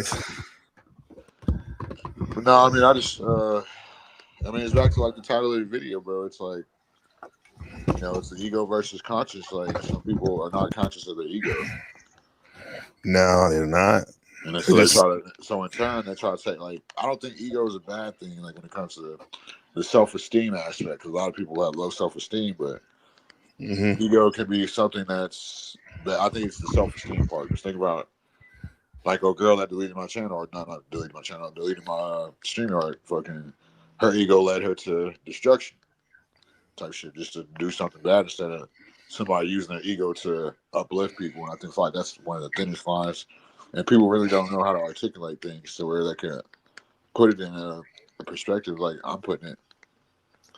Yeah, I guess with the Monday morning quarterback would have been cool if maybe you could have been like, she could be like, hey, you know, man, like I don't like the way things went down, but I'm just letting you know, I'm giving you like a week or whatever to get it together. So, but I'm gonna take this, you know, and you could have moved accordingly. But it's all learning lessons. I'm sure she learned something from it too. I mean, I did. Oh yeah, yeah. Hell yeah. I did for sure. I did too. Yeah, I did too. Yeah, I feel better now, so I definitely appreciate all y'all shit. You were right. You remember you said you did about 600 views. I got like 700. Yeah. And that's just off a shoestring. You know, you made it happen, right? Make it happen, Captain. Right. Another thing too, I noticed too, like I know we're new friends and whatnot, but like I could only imagine like normally in the past how normally you probably would have flipped out even more, huh? I get that feeling. Oh, but you kind of have some restraint. Way worse. You already know. Yep. Yeah. The other side I could tell I'm maturing. Yeah. Yeah. Yeah, we can always do better. I wanted to show you this yesterday if the restream was working, but I'll show it to you now. It's just funny. I want to hear your take on this male-female dynamics right here. These women right here. I'm talking about ego and super ego and all that stuff. Conscious. This is from Team Fatty show the other day. I'm going to do two things, right? This is going to be a two-part topic. I'm going to play this video from Miss Georgie, okay? And we're going to talk about the Klay Thompson situation. Miss Georgie, I will give you the chance to explain yourself, so we have a conversation in good faith, and you can. Oh, by the way, what do you think about the Klay Thompson situation? And for people who don't know, I guess Klay Thompson is a guy. He's a basketball player in the Mavericks. Very, very great shooter. Probably be a Hall of Famer. And he was dating the rapper, high profile rapper Megan Thee Stallion. And like in recent months and year, like they introduced him to their families and hung out, and it was like serious. And recently he broke up with her. I guess he got caught cheating. Right, and he told her like, I don't know if monogamy is for me. So everybody has all these opinions on that. What do you think about that situation? I don't actually got. I'm not one to really comment on popular culture, like especially relationship wise. But this is a good one because it's really like kind of like people are going to really pay attention to why maybe it'll get women acting right. Like Klay Thompson probably left that girl because she had a shitty box. I think so. Of course, and of course, like I've been through that. Like a girl break up with you and say that you cheated on her just because you have certain assets or a certain type of status. He cheated, so everyone's gonna believe it. Yeah, because conventional wisdom will say like, "Oh yeah, he's an NBA. They all cheat. They travel. They're indifferent." But we don't know for sure though. It's highly likely that they have a lot of women for sure, right? He probably was already cheating. She probably like got mad when just because she got caught. You know how women are. Mm-hmm. Like maybe she turned a blind eye to it, even though she knew what was going on until something pissed her off or something. Yeah, something else pissed her off. So let's see what these women have to say about this. Explain what you actually meant by it, and then we go from there. Is that fair? Fair. Clock okay. it. So let me see. Okay, this is going What's up, Marilyn? to be Good to see you. uploaded right now. And Monstar, thank you very much for the Cash App, sir. I appreciate it. Thank you for supporting. Hey, Marilyn, if you're able to, it would be great for you to come up, hear your opinion on this situation. The show. I will acknowledge the rest of the Cash Apps because I got 3 of them in a second. Let me just download these. And we are about to go. So screen recording. This is the name. Video being here. The links are going to be on the description. The universe knew to put all the time. Let's play this. Because what up? You know what's crazy about Fatty and Ali? Yeah. They would never do this shit with a black man. Like a real FBA, they wouldn't let him talk about dating. Oh, I see what you mean. Yeah. Yeah. Because he's in Portugal, right? Well, just he's not black. Yeah, he's like a Afro-Latino or something, right? Yeah, he's like they love doing this shit. They let them cosplay rather than deal with a real nigga. It's sad. Yeah. Is there any like shows? I'm trying to think of a show like that. I mean, there's O'Shea Jackson, but he don't run panels like this. Yeah, he's FBA. Yeah. Which I like his content. It's really good. But yeah, man, maybe he's like the friendlier fatty. He people don't feel as threatened by him or something, which is weird because why you shouldn't be threatened by a foundational black man? You wouldn't think, right? Yeah. Or maybe they're worried about being exposed. Yeah. By the FDA guy. Yeah. You don't see no real niggas on YouTube. Like it's a fucking. Nah, it's too far in between. And even my friends like they're not rude about it, but they're probably like, "Why do you do this shit, Gabriel? Why do you do this?" They don't even have a Facebook account. Because you women don't like the truth. I tell you all the time, I understand why niggas act the way they do. You bitches are really fucking gullible. Y'all are naive and stupid. I swear to God. The universe knew to put some pussy on me and titty to bring me in here. Because if I had a dick, I'll run through you hoes like motherfucking NBA playoffs. Because y'all is just... Yeah, she lying? No. That's her true nature. Look at the looks on their faces. Look. Look at their face. Yeah, everyone's Look at RLM, look at Daylin, look at Sarah, like at all of them. It's like a bunch of snaps, like they're talking to like the devil out of them. Damn, look at dude, everyone has these looks, and this is a good pause right there. Damn. The only one that has like a stoic look is that Melanie, huh? See that? Yeah, even her, she's like, you know what I'm saying? She's like borderline, like she already got half the demon out of her. The rest of them, they're like full fucking demons. Yeah, look at that one with the shoe. She's making a weird face. That Napa, whatever her name is. Look at Thomas. That's just funny. Look at Dalen. Let me see. Oh yeah. Ooh, she got the thiz face. Yeah, like she smelled like some doo doo or something. Right. Shit. Oh, what up, Shadow Buddha? Good to see you, man. Good to see you, my brother. What's going on, Shadow? Yeah, shout out to Shadow Buddha. Good people. Cali crew. Cali is active. Some thirsty ass bitches. Like y'all just want to be loved so bad, but y'all don't look in the mirror and love yourself. Y'all want a nigga to love you so bad. Fuck, y'all just so thirsty. God, sometimes I wish I was a nigga. I'll run through you hoes. I'll be dicking and diving on you bitches. You could be a lesbian, right? No, I mean, I don't think she is. I don't think she's really being honest. Mm-hmm. She's being honest. Mm-hmm. They don't want to hear it. And just like she said, she's like, you hoes are fucking stupid because y'all don't want to hear it.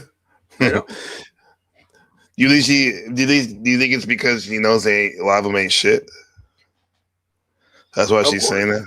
They don't. Yeah. It's because it's that, and they hate men, and they won't say it. Mm-hmm. They should come out and say it that, hey, I dislike men, and that's that. But it's like they like to point out the down low men, but they never like realize that their feminism by default makes them a lesbian. Right. Exactly. Look at Darling right there. She's embarrassed. She's ashamed. Ashamed. Shout out to Lizard Tree. I appreciate that $50 buy me a coffee. That was very kind of you, generous. You didn't have to do that. Appreciate you, Lizard Tree. We'll go to Ben's next judo competition. The goal of a woman, if you're a successful, financially stable woman, you are the one with all the cards when it comes to men. Men are your different pair of shoes for you to play with. The problem is you guys get successful, you women get so successful and whatever, and you're still trying to live like a peasant bitch. You can't have a peasant bitch end goal and be a successful woman. That's what you guys are struggling with. Can you break it down? So she said you can't what? He said, see him to break it down, please. But they still want to live like a peasant bitch. Mm-hmm. So you know how they are. They get, you know what I'm saying? They get like their tricks. They get like the guys that do like the shit for them, but they still want to play broker. Just like they don't know how to manage their money without a man. Mm-hmm. So that's what she's pretty much saying. Like they live like a peasant because, and the government knows that. You know what I'm saying? That's why he has all the way to fund the women and just like because he knows the money's gonna go right back to the system. Yeah, that's money, managing money. Yeah, and a lot of times too, women have been. And men, but mostly women have been so-called single for so long, meaning that they haven't been in a long-term relationship. And when they finally do, they don't realize that you got to switch it up, man. It ain't just about you anymore. You know? Yeah. The goal is to be a successful, financially secured woman and then enjoy niggas for what they are, dick and money. But y'all don't want to listen to Georgie. Y'all like to cry. So...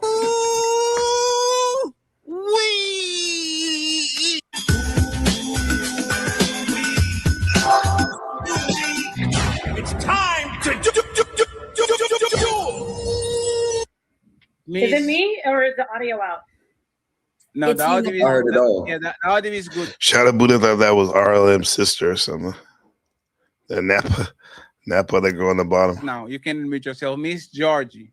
Yeah. A very particular question. Okay. That wasn't the video of Megan, but okay. No, I know. I just want to focus on Her name says African Bad Girl. these first, and then we go to the Megan because he actually explains a lot, right? Okay. Do you really think that men are just money and dick? Do you really believe that men are just money and the dick? Like, do you believe that? Yes, I would like them to have big dicks, but I understand we can't all have what we want. But the money part makes the dick, okay. They can work with the minimum wage dick. It's fine. But if they're rich, it's fine. how did you get to the point where? Wait, I thought she was wearing a CM. I thought she was wearing a shawl. It looks like top ramen. You see her hair? Who's on? The woman on the right. No, her hair. I thought that was that was like a blanket or something. Yeah, This is crazy. You felt like they were just money and dick. Because I'm a healed woman and I understand that I'm a god in this world. Most women don't get that. They live in a world where they still feel like they're looking for validation. What do you think about what she just says? Yeah, she's a god in this world. Yeah, that's. I mean, you know, the title of the video I did the other day. You know, God gene versus God complex. People got a God complex. Mm-hmm. Even if they had the God gene in them, you still just chose to hate your fellow man. So that would be the representation of God. Yeah, I think that's a lot of things, especially like original people. Like you have the God gene in you, but just because you have it, it doesn't mean it's activated. I think you got to activate it, bro. Like, yeah, that's why they call it the ghost DNA or whatever. Mm-hmm. Shadow Buddha said, Gabe, like I always said, these panelists talk about their theories about men and women, but they act totally different with them in real life in person, right? It's different experience in person, right? They have all these big theories, but what does their actual life look like with that? Maryland says men really value money for sure. That's our way of hunting and gathering, bro. We don't go out and hunt animals, but we bring back money. Right? Money is a medium to get what you want. Men. I don't need that. I understand why I'm here. I understand why I was put here. Value people though, in relationships. And I see men for what they are. A lot of women have, oh my God, they hate men. All this hate men. I don't hate men. I love men. I think men are needed. Men were created for our entertainment, and we just don't know how to move out of our. Huh? I've heard people say that about women. You said men are created for their entertainment. Any thoughts, Jim? Yeah, that's pretty wild. I heard it. That's pretty wild. Yeah. It's like, and that's why I say they don't realize they're lesbians. Like, didn't you come from a father? Mm-hmm. See, I think she did.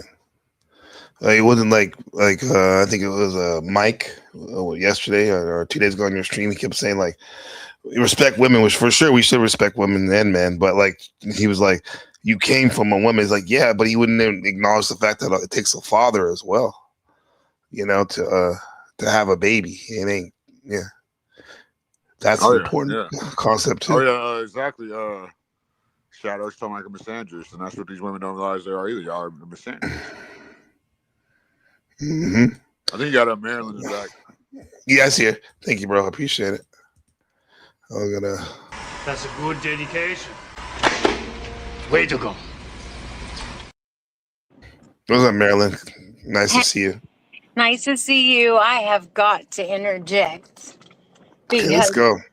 No. Absolutely not. Interject about what in particular? Go ahead. For one, the God complex, because we are all God. We are all God because of God, because of God's abilities. There's no reason why we should feel less than God, why we should feel like we need a master. No, we need a friend and a lover. We're co-heirs with God. No one is above God. That's fine.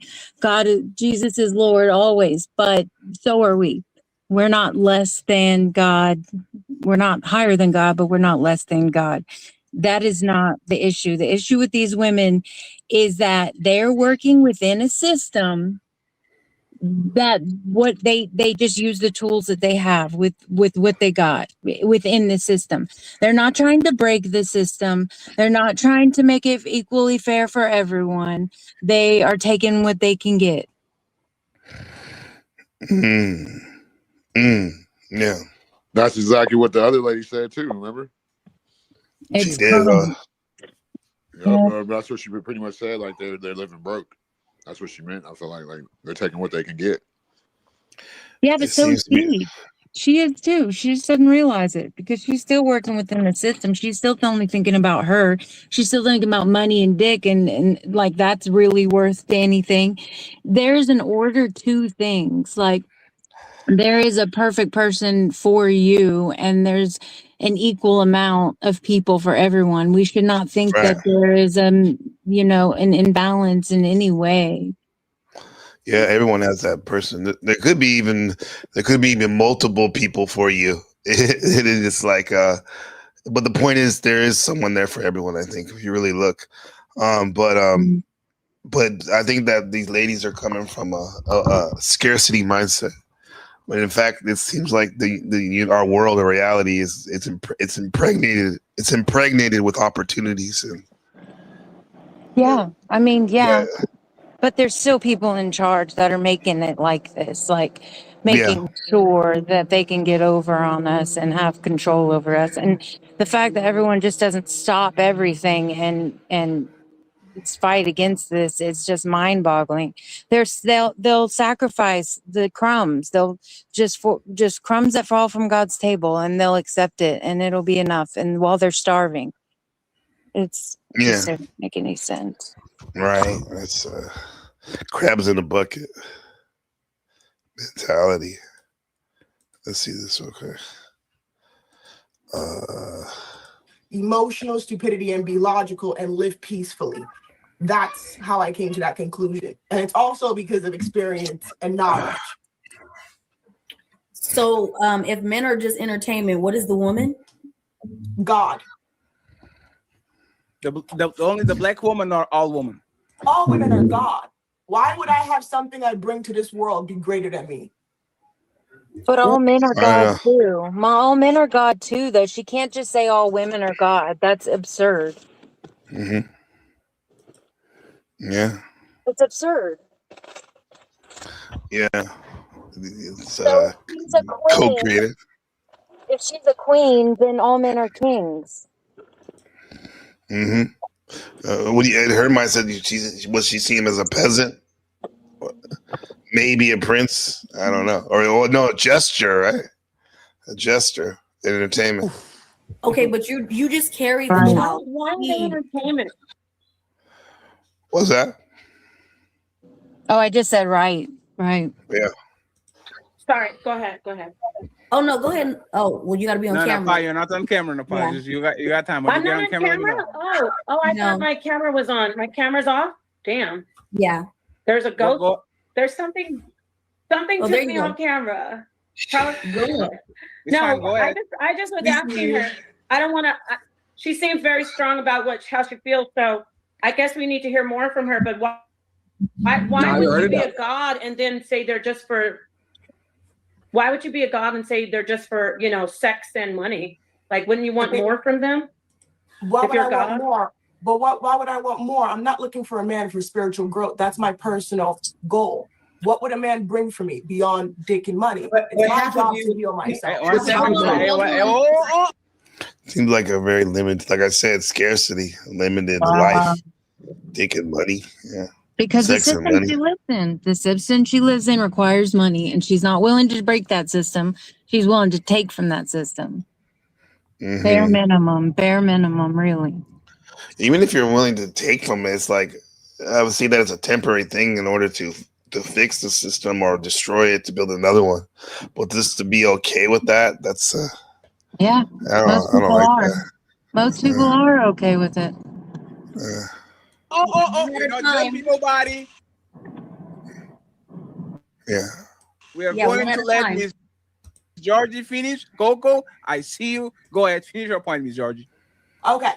I think the misconception, I think that's what most women struggle with. Most women think men are meant to be their spiritual connection, their best friend, all this other shit. You guys put a lot of pressure on men for what they're not meant to do. Women are given the birthright to be able to carry. Man, she really thinks that men are here and nothing more. She didn't even say a sperm donor. She just said for sexual pleasure. Well, she probably feels the imbalance that is all directed towards men getting glorified, men getting praised. So she's taking the extreme on the other side. Mm-hmm. You know what I mean? Instead of recognizing instead of recognizing there is an imbalance and being like, okay, right. So let's look at this rationally or spiritually, whatever you want to say. But just to go the extreme other routes, wow. Yeah, just have justice for women, I guess. That's what I see as for like second wave. Where we on third wave feminism? In a way, it's like that, like where there was an imbalance, definitely in modern in the postmodern era. But and so that's what birthed feminism and whatnot. This wave of feminism.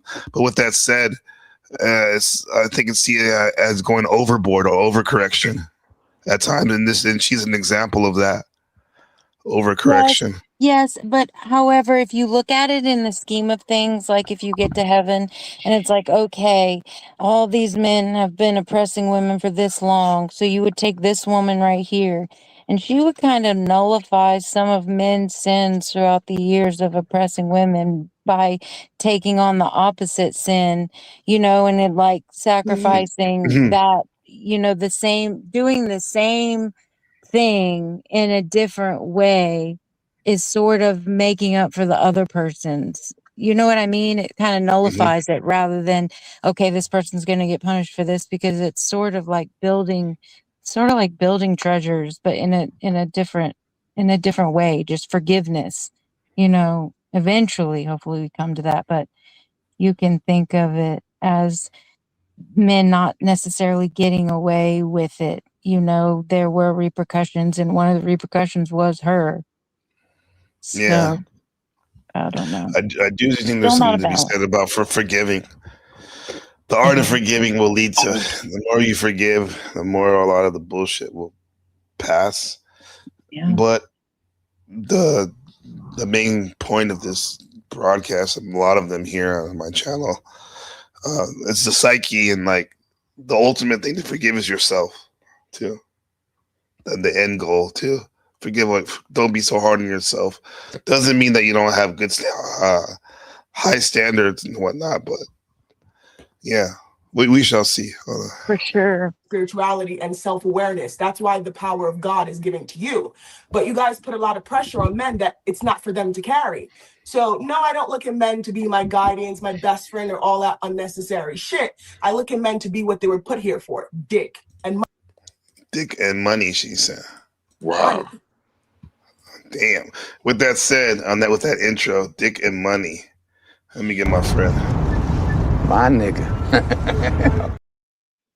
What up, Machine Lines? How's it going, bro? Yeah, what's up?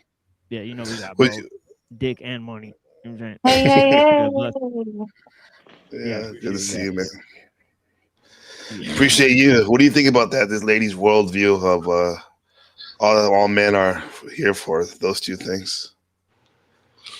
She's obviously delusional out of I don't know. Right? There's multi dimensions, right? Some people want power, right? Some people think money makes power, but power makes money, obviously, right? But you shouldn't try to seek it just because of that. Yeah. Right? Because power doesn't last forever. Right? The more power you have, the less control you have. Right? It's a dialectic between power and control. Right. But yeah. Yeah, and also to segue with the reset the topic, red wine, super ego versus V consciousness, shilling Hegel, guilt. The super ego, I define it like as that the authority principle of your ego, and keeping which keeps your primal urges in check per se, and that super ego voice can be in the form of your teachers, your parents, or your government. What do you think about how can we relate that? First of all, what do you think the super ego is, and how can we relate it to the situation? Well, you mentioned earlier that there's a tripartite sort of idea with the head, right? Yes. And where it's got this whole idea of the pleasure principle, and then the ego, and then self-mastery in the moral sense. And correct. Trying to relate to like society and whatnot, right? So obviously that relates to a lot of concepts, right? It relates to obviously the tripartite soul and the Trinity, right? That whole concept comes from the from these notions that as Aristotle wrote in the De Anima, right? There's like a plant soul, and then an animal soul, and then a rational soul. So they claim that the rational soul is on top, right? The plant soul, and the mineral soul are kind of on the bottom, right? But sandwiched in between is this interesting thing called the animal soul, which is kind of like this whole idea of the ego or courage, right? And how you use it to relate to others, right? Love of one's own, right? And the irrational defense of one's own, right? That isn't really, it's not mastered by the moral principle of reason, right? So so when Hegel talked about all this, he's sort of saying that, first of all, for Schelling, the whole ground of being represents the unconscious mind, right? So so that represents how ideas come into the frame. But for Hegel, right, it's all about the phenomenology. So nature is in a state of becoming, and mind is sort of like this stable principle that endures throughout nature. And it's this principle called the world spirit, which causes like sort of order to emerge through the chaos, but it also causes more chaos, right? So he calls this like sort of like the cunning of reason, right? So it's like this principle that moves through time, right? So he sort of flipped this whole idea on its head by introducing time, right? And Hegel loved history, right? Oh yeah. Yeah, actually, he called this. He called the spirit of world history. So, yeah, yeah. He also thought the German people were the top of the heap. Okay. Right? He writes in Reason and History that the movement of freedom towards this universalization within man was accomplished by the German people through the Protestant Reformation. Okay. So he was totally out of whack. What do you think he's out of whack in saying that is the German people? Wasn't there any people you think? Yeah, he's kind of like taken from the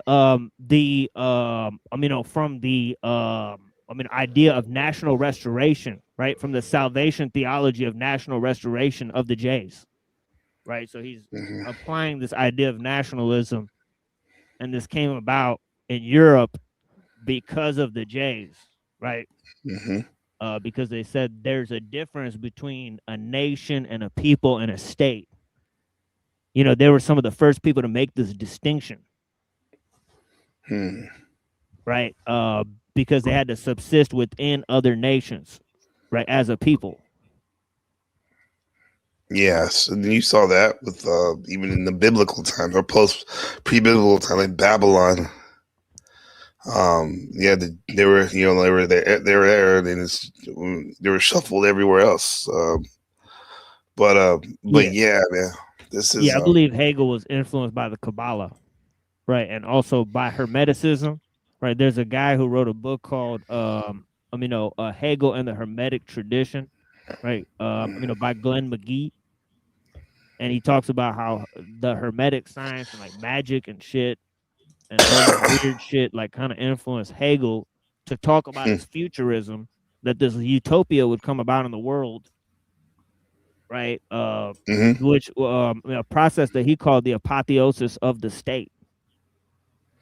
Right, he thought the state was going to combine with the spirit of world history and take mankind into realizing their freedom. But obviously, that's delusional, right? Yeah, that sounds like New World Order. It does. Yeah, it does. It is. I think it is. I think he's one of, like Francis Fukuyama, right? That guy from the CFR, right? Council on Foreign Relations, right? Which there's a huge link between John Foster Dulles and the creation of the CIA and the Council on Foreign Relations, right? And of course, he wrote a book on Hegel. Right. Okay. Yeah, he wrote a book on Hegel and Nietzsche. Yeah. Yeah. So those are his receipts. Yeah. Using those guys' philosophy. Yeah, they're using it as a map. A map. Okay. Maryland says, "What did you say? I'm not a map. I can't. How do you say that? Misandrist. Misandrist. Yeah. There's a past, present, man future. Hater. Yeah. We are in the present to deny that something's wrong. And this hour is mighty hardy. Yeah. There is something to be wrong. But with that said, you say that's wrong, but if you zoom out, you think everything's happening for a reason, Marilyn? I mean, yes, I think the present, like we're in the present time. It's not like to say something is wrong is necessarily having a negative outlook on things, which makes you not right. It's I see.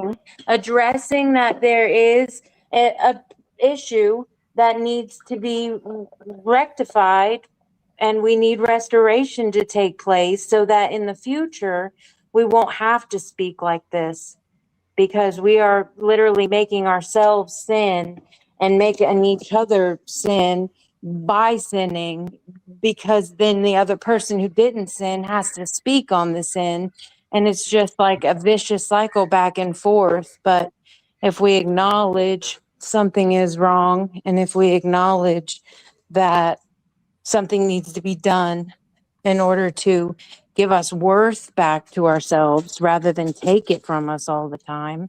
We're constantly being told to long suffering is a virtue and to live, really humble lives and all this, sacrificial stuff, when Jesus already died for us. There should be no more sacrifices taking place.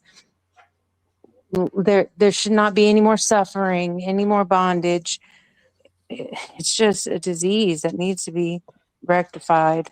And it's a disease of the mind. It's not a disease of the body or reality or the world around us. It's a disease of the mind. Yeah. I like that thing. It's like a golden. You're saying kind of like there's a golden age you see coming, or that's. I mean, Is that it what you're trying to say? has to come eventually, because people get tired of what they've already been through. And when you've been through hell so many times, you get bored.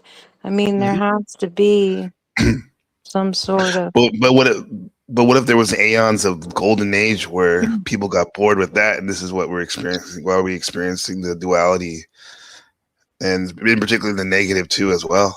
Do you think that could be something too?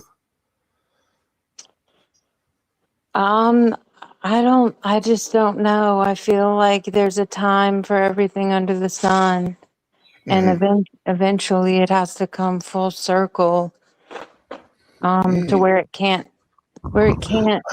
maybe it's not necessarily a disease per se, like I say. Maybe it is more of a maturing, like being a child and then becoming, fully mature and knowing, right from wrong and worth, and We have to learn these things for sure. right, rather than something that's wrong with us or anything.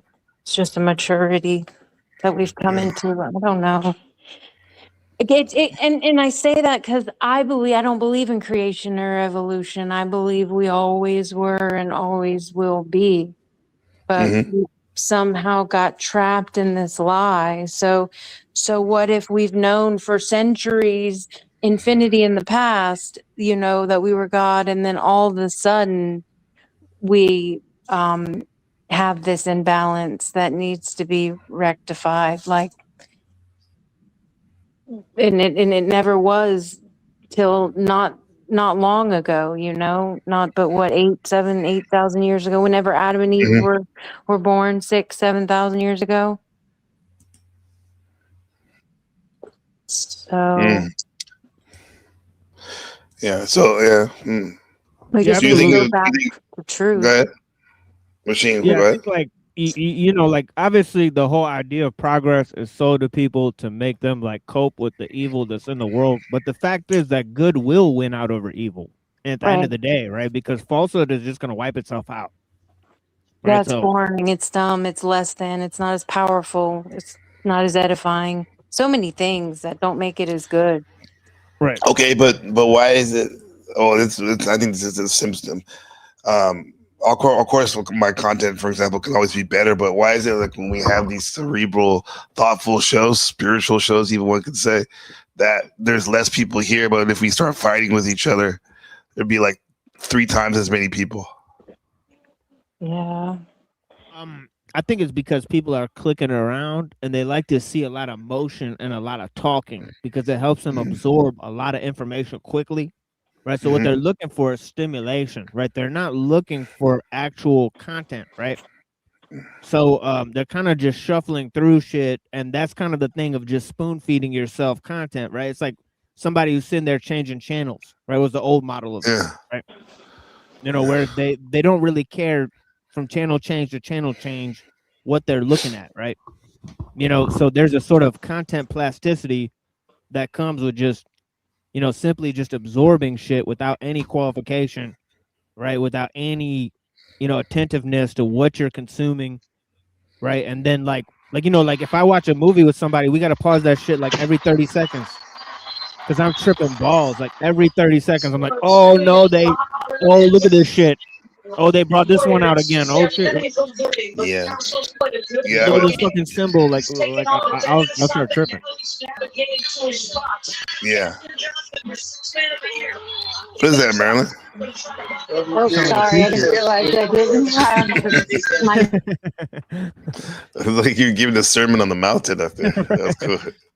Yeah. No, but yeah, no. What were you gonna say?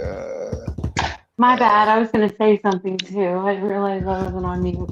Okay, I'll say this though. Like machine, I'm the same way. Like, especially when I used to like get blasted, I would like always pause it and tell my wife, like, "You see here? This is what they mean here. You know, you see here? Oh shit! Did you see that? Oh yeah." Oh, So, I had that experience today, and I don't normally have that experience, and I had it today when when Trump said he was a doctor and a Red Cross or thing. I didn't realize he was wearing the same outfit as the magician in the tarot card. What? Bro. Wait, first of all, you said Trump said he was a doctor? Yeah, he said he was a doctor. He was saving the guy. He was you know, it was to go with the Red Cross, and it was for Red Cross basically. That you remember that picture of everyone was talking about him being Jesus or looking like he was trying to portray that he was Jesus. Yes. Right. He said he was a doctor or whatever. He was a helping, you know, and he wasn't Jesus, and that he was working with Red Cross or whatever. That's why it was red. And that same outfit is literally the magician on the tarot card. That's crazy. That probably was on purpose and shit. Oh yeah. Oh yeah. Yeah. What's up, Markella? Good to have you. Our Markella's back. Thank you, Markella, for letting us know you're doing good. So she said, if you'd like to donate, hit me up on the BuyMeACoffee. Appreciate it, dude.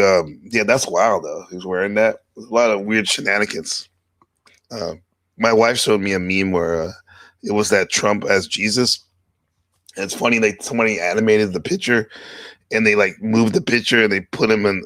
There was the pit to hell. The pit to hell, and he threw him in the hell. That was funny. Wearing that. Yeah.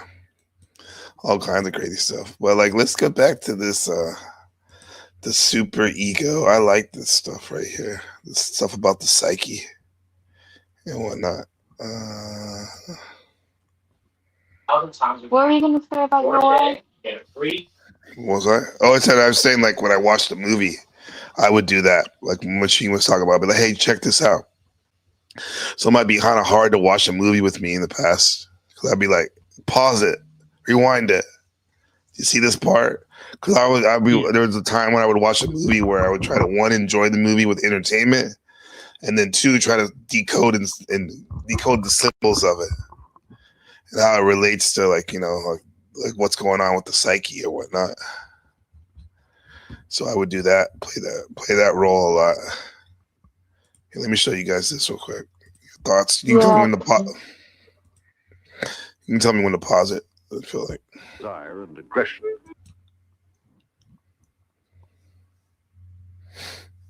Something about the ego of the id. This is what I've discovered. There is the self we think we are, the self that attempts to deal with the outside world of reality. This self I call the ego. But ego is I guess he's supposed to be an American version of Freud. The master of self. For we are constantly bedeviled by powerful unconscious forces in our beings. Before ego developed in us, there was id. Id. Id is all that is primitive and infantile within us. Id is the blind instincts of sexual desire and aggression. Id is opposed by another force that I call superego. Did you see that lady that we witnessed on that panel had that that id going? Yeah, she had the super id. Yeah. Super id. Super ego. Superhead. Yeah, exactly. Punishing and repressing. What do you say, Marilyn? Oh no, I just laughed. Okay. An inheritance from the repression of our parents and the restrictions that are part. Superego is rigid, punishing, and repressive. An inheritance from the repression of our parents. That's literally how I was telling the story. Like I dropped my son off to school, and his principal was standing like that, overseeing everything. And it's really like my son really goes out of his way to say hi to him. So that's like some super ego stuff going on right there, huh? Probably right. It's respectful, but then again, it's interesting how, how my son does that. I don't really see anybody else doing that. And the restrictions that are part of the society we grow up in. So I found there are three distinct elements in our personalities. Ego, who deals with the world of reality, but who is also constantly affected by the demands of id and superego. So the ego's on the right, and the superego is the guy in the white, and the id is in the red. Just what do you mean you're not sure, David? Either you've got a firm commitment from Robertson or you haven't. Now, which is it? I happen to be in the position where I've got to know. GT. Well, Mr. Cooper, I'm certain he made a commitment. He didn't give anything in writing. Oh, he didn't give you anything in writing. All those Smash things him. you get in writing. I'll smash him. I'll kill you, Father. You must honor Father. Yes. And they can bring me back firm commitments. Now, don't interrupt me when I'm telling you how. Your father is a good man, David. Everyone knows that. Honor thy father. Honor thy father. I think this, for a lot of people, the superego is a lot more dominant, huh? Or at least it expresses itself more, it seems like, right? Would you say? Yeah, it's kind of like the personality or whatever, you know, right? Where it's like you can see like how they show like the other part of the dude's like basically blind, right? He's like all covered in You're shit. right. You know, he's like all smeared, you know, whereas this other dude is like, you know, he's really proper, but like something's wrong. Yes, right? he looks like, off. He's creepy, yeah. Very You know? creepy. So it's If like, we, oh no, go ahead. Sorry, I didn't mean to cut you off. but yeah, they're putting like depictions of like how this one dude, he's like really emotive, but he can't really see shit. It's like, you know, it's like blind love and shit. While the other guy can see shit, but like he's very restricted and Passive, measured. Yeah, he's like, fuck that. Yeah. I look at it like, you know, I try to look at it as we are God is benevolent, and we are of benevolence, the image of God. So I would look at it, those two, as one is over loving, you know, that might sacrifice other people or himself, you know, because over loving is going in one direction, and then there's under loving in the other direction. So it's like trying to find this balance. Yes. I would say, Marilyn, at least the way no, tell me if you agree or disagree. I would say like the red is the overly loving. Because like in order to right now, because he's expressing extreme hate for his father, right? And I feel that if you really hate something, because I feel like if you feel extreme hate for something, that there's probably a lot of love on the other end of that. There's the reason you're able to hate someone because you love them. You love, right? And I'm sure the id could be expressed with extreme love in the form of passion, for example. But then on the other side, I think underloving is the restriction of the superego, very rigid and very stingy and miserly with his love. See, I look at it differently. I like your perception of it because Yeah. that's awesome. That's right. Yeah. But I look at it the other way too. Like the guy in the white is, trying to give credence to his parents and honor your father and mother and really like over loves in another direction rather than leave any for yourself. So it's still over loving. It's Yeah. still not good, but it's putting that focus on other people other than and not giving yourself any. And then the other one is like, I'm turning my back on everyone and because I need something. I'm lacking and hungry. Yeah, and I think both of our takes are good because I resonate with you what you said too, and that shows that maybe you're onto something. You're onto something that it's one and the same though, huh? Yeah, if they can exactly. flip it like that. Yeah, Yeah, that's awesome. yeah. Still Like wrong in either direction though. right. I like Machine, and I like Machine. You're taking like actually telling us what we're looking at, like how it's portrayed here, man. It makes it more able to relate to this real experience. Yeah. Right. They put a lot of they put a lot of grit behind this production, and I like the dude in the suit too that just comes out of nowhere, or is like looks like Alfred Hitchcock or some shit. Right, it's crazy. Yeah, yeah.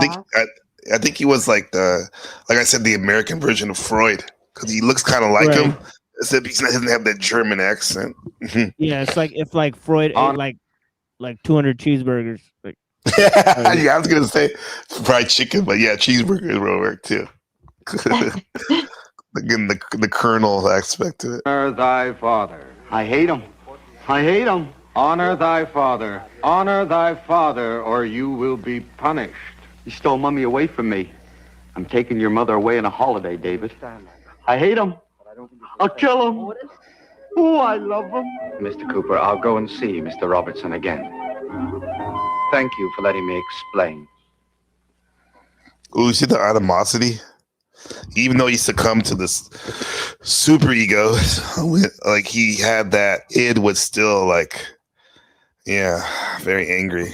Kind of reminds me of me at work sometimes, where the supervisor will, tell me something, and I at first I want to go like, shut the fuck up, leave me alone. Okay, not you again, right? But then I just put on a fake kind of smile, kind of. But then I walk away like this, kind of something. David's hate for Mr. Cooper is based on unconscious hate. And you see, this is good too, because once again, Marilyn, I think it's the same actor in all three modes. This tells you it's all the same. It's all the same. Could be, yeah. Anyway, hate of his own father, caused by childhood jealousy, by the Oedipus complex. Freud said that without insight into these dark forces, we are doomed to play out our lives in an endless dramatization of our childhood relations with our... Joe, you might want to come up because, my voice is cooked, and I still got to go to work, but I want to get through this real quick. So, yeah, you're welcome to come up, Joe. Your take. Parents.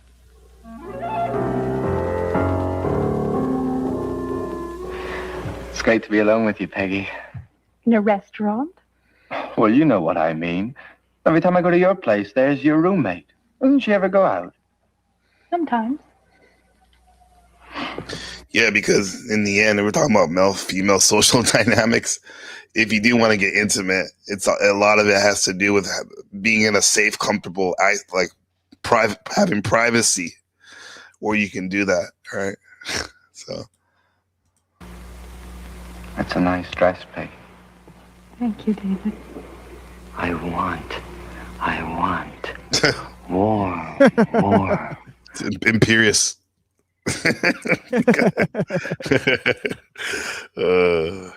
I want. David, little gentleman, don't stare at ladies. You know better than that. Honor thy mother. Honor thy mother. Would you like something to eat? No, thanks. I've already eaten. I want.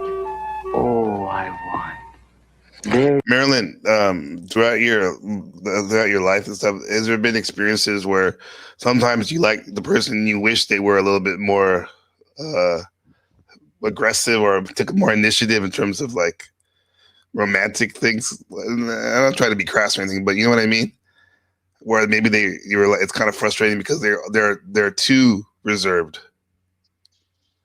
Yeah, I mean, yeah, of course, but I try not to pick those type of men. Mm-hmm. Mm-hmm. Yeah, it can get frustrating for sure. Yeah. Which on the other end, it could be also frustrating when someone's going too fast too. Yeah, that too. Yeah. Depending if you like them or not, really. Yeah. Yeah, and it's harder for me because I'm very bold. Like Mm-hmm. I'm not very shy at all. Yeah. So you gotta be strong, I think. Sometimes. Definitely. Yeah, no woman likes a weak man, but Right. I feel like we are conditioned that way though. Like I don't feel like men can really be their true, genuine, special, loving, caring selves because of how the system portrays men and what is masculine and what isn't masculine. So Right. Right. And then in doing so, it's like all or nothing. These men, like for us men, like we go overboard or too little because we don't know how to gauge ourselves sometimes. Yeah, that's facts. That's facts. same for women too. I mean, Mm-hmm. it does go both ways for sure.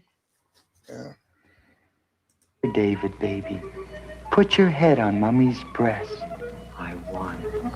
Warm, warm. It's kind of boring here, isn't it? Where else could we go, David? I don't know. Do you have any ideas? Well, we could go back to my place. I want. Warm, warm. Warm. I want. Honor thy mother. Honor thy mother. And we can go to the hot tub. David? Is that what men really think? Honor thy mother? No, I think that's well. Yeah, like I think that's weird. Like they're actually conflating that with another like line, so it's kind of strange. But also like the whole psychosexual thing is very perverted, right? Because when you get down to it, Freud actually, I think he there's allegations he started having sex with his sister-in-law. Oh, Minna Bernays. Right, so all this sort of incestuous stuff in his writings is kind of creepy and weird because why would you be thinking about your mom if you're on a date? It just doesn't make a lot of fucking sense for sure. All right, so I don't know. You know what I mean, right? Maybe at the core that's what it is, but like it is because that's your first teacher, your first expression of womanliness, right? Yeah, but in the last one, right, the ego was trying to take the mom away from the dad.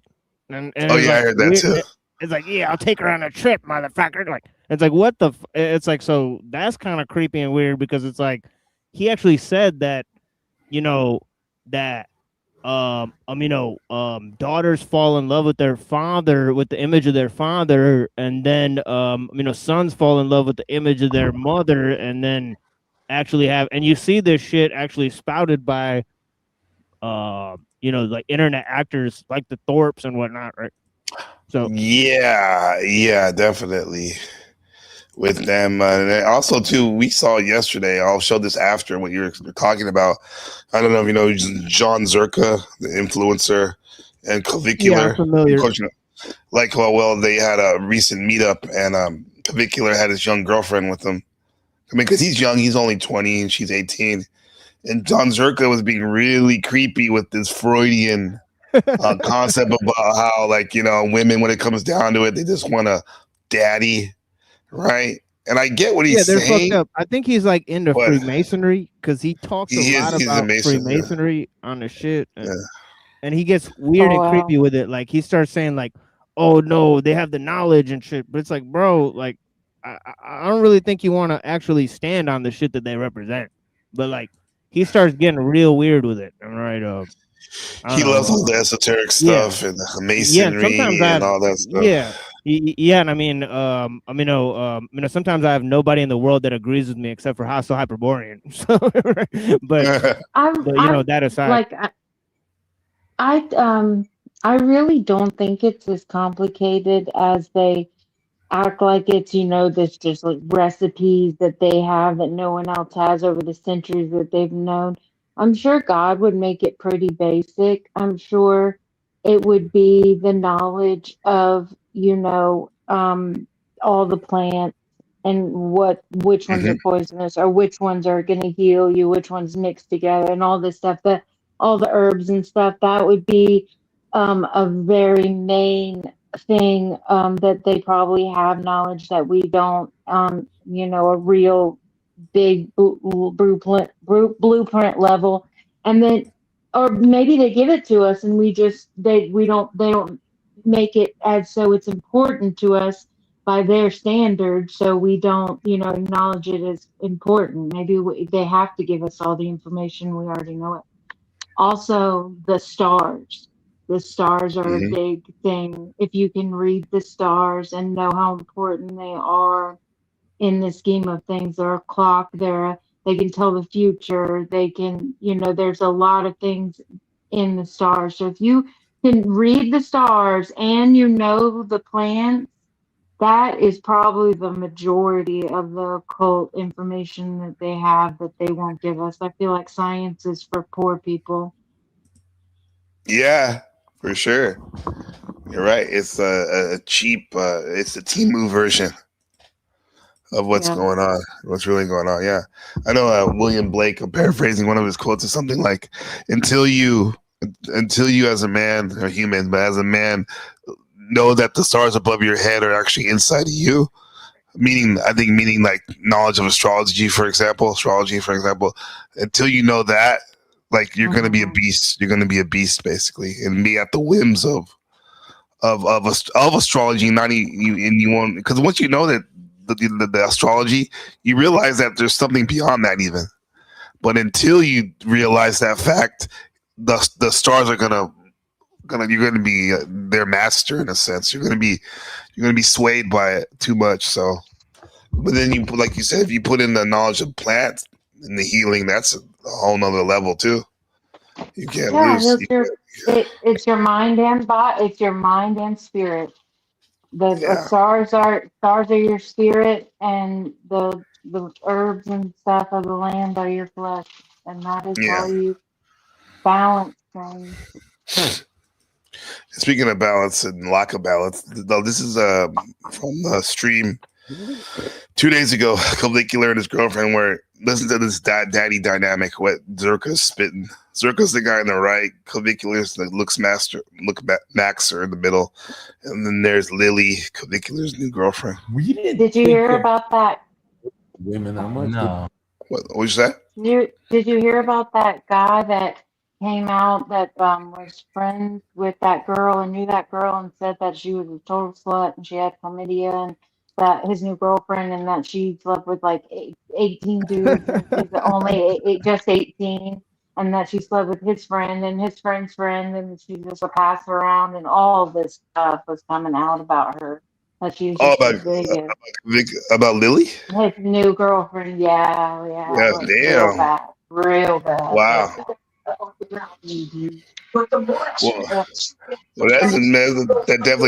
that's kind of disturbing because she's so young, but it doesn't surprise me about how people can be like that even being young, right? But she seems, that's a red flag, but she seems to like him. I guess people can change, but But that's definitely something to keep in mind. That's the type of person you want to have a relationship with. I just So don't that's see how. I just don't see how she could be pregnant 10 days after knowing him, and then him taking all those that wouldn't be steroids. from him. Right. 10 days. Come 10 on. days is not enough, I don't think, right? It's not. I mean, to know.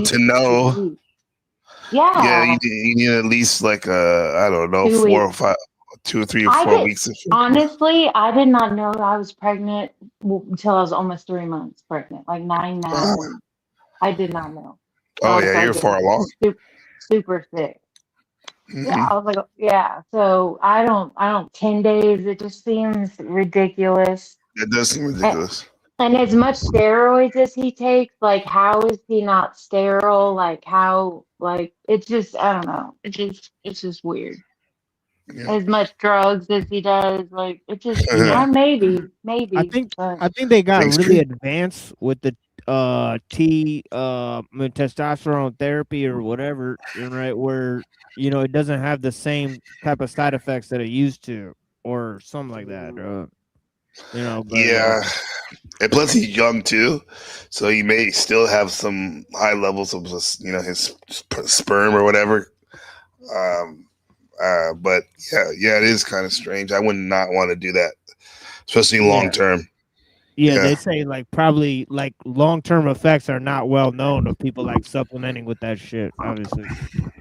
And he's doing all this weird shit too, with like peptides and all that stuff. Yeah, but yeah. So listen to this John Zerka, the quasi Mason, his daddy theory.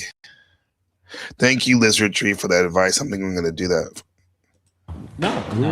But I would. Chicks like older guys. It's so disgusting. Well, it's so they can fuck just up for money. Like no. They can like dad energy, bro. If you become a bitch's dad, when she said that, she looked so like awkward, freaked out. When he said that, she started petting her hair, which could be a nervous tick, kind of. Make the same jokes that her and I think Clavicular picked up on it, and now he's gonna try to comfort her. Dad made. If you enter the father archetype, she will start seeing a fun. Have you seen that guy in Walmart? The fat guy in Walmart with a hot wife? No. Everyone sees that guy. One in the chat, if you've seen a slob with a babe of a wife and you sit at Walmart, you're like, why am I sitting at Walmart? And you're like, what the fuck is going on? How did he get her? If you ever see that, and I'm not saying this is normal, this is like rare, but when you see this that, dude what looks you're seeing is he's on crack most of the time. He does coke all the time. Yeah, and also he's got like fake teeth or some shit. Veneers. Like some type of fake teeth. Yeah, he does. Like a totally weird look on this dude for sure. Guess how old he is? Probably 40 or some shit. He's 32. Looks pretty old, huh? Oh wow. Yeah, I mean, I guess you do a lot of coke or whatever. I know meth will fuck up your teeth, but I wouldn't think coke. Cause he loves to brag about how much coke he does. Female nature is daddy-daughter. It's only daddy-daughter. I don't think so. Was that Freudian? Well, Freudian's at the bottom. Yeah, they're definitely getting it from something like that. But I think just the general shit, like even with the Jung, like like you gotta accept like your feminine side and shit. Yes. So there's all this type of homo. The anima. Yeah, so like it's kind of weird for real. And then you look into how they're talking and stuff, and I think. Yeah, go ahead. Okay. It's still creating an imbalance in reality. It's like you have to go that far into thinking about your feminine qualities rather than saying, okay, there's a mother dynamic, there's a son dynamic, and there's a daughter dynamic, there's a brother dynamic, there's a sister dynamic. There are these dynamics and there are reality, and you don't have to think that far into it to say that if he's not your father, and he is someone that your partner, you know, that God picked out for you, then they are separate entities. You should not be comparing the father to the husband. That is creating confusion, and God is not of confusion. We already know what the separation and difference is. We like Uh-huh. get it. We belong to our husband when we are married off, and our father protects us until then. But just because they Right. protect us, just because men continue to protect us doesn't mean that they're our fathers. It should never be that type of dynamic. Yeah, that'd be like if a police officer helped you from a mugger as a woman. Now you're gonna look to him as your father as a woman. You know what I mean?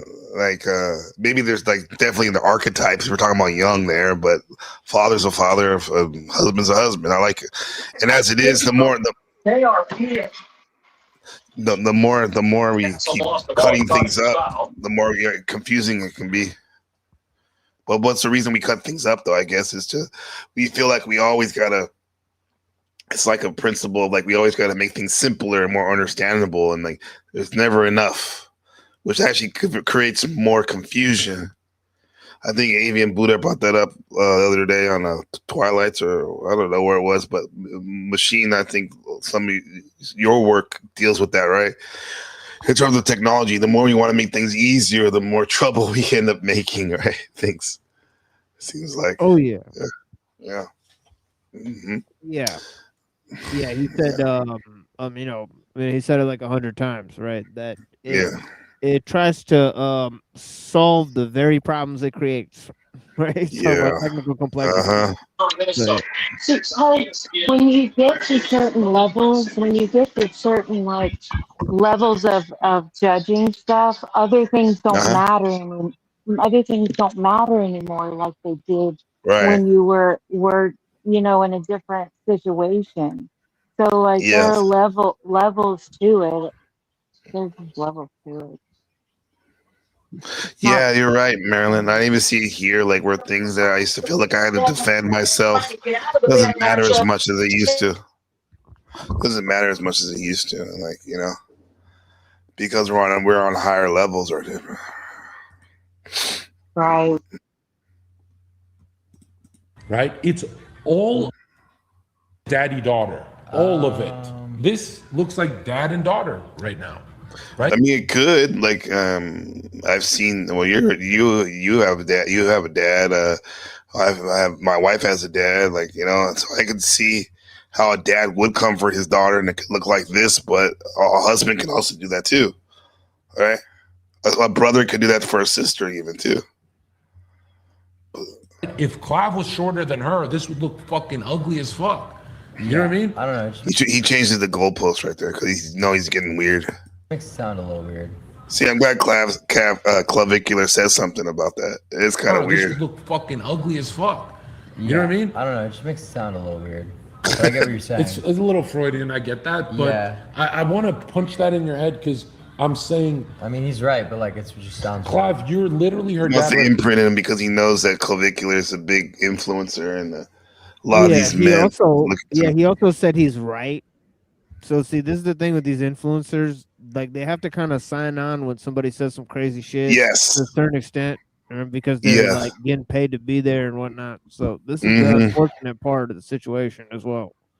You can't be just be like, nah, you're bullshit. Like somebody would sit on your show because obviously I don't think Clavicular agrees with a lot of what he's saying. But yeah, I guess at least the smart ones can pick it out. Now, you gave her a place to stay. You told her to get the groceries today, and she failed miserably. What else? You're literally her dad. If you didn't have this place and you were standing outside a nightclub talking this, you're literally her dad just because you're acting like a boyfriend. Bro, she would be blue balls. You would have the biggest blue ball. You punch her in the face. You'd be like, what the fuck are you playing games? But when you have the house, you turn into the father archetype.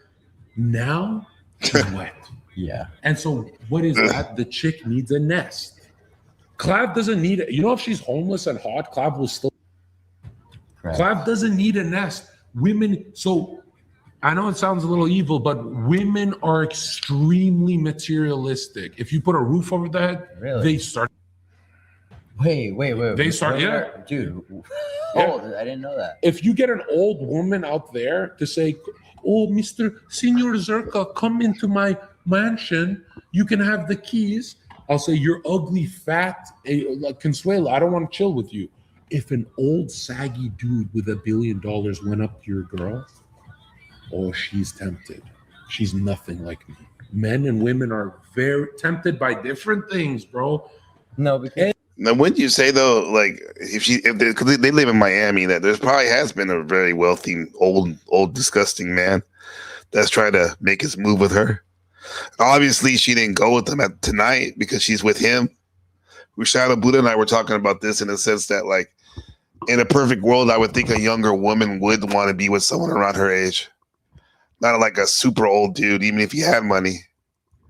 You know, unless that younger woman valued money and stability, you know, more so than like true like a love, I guess.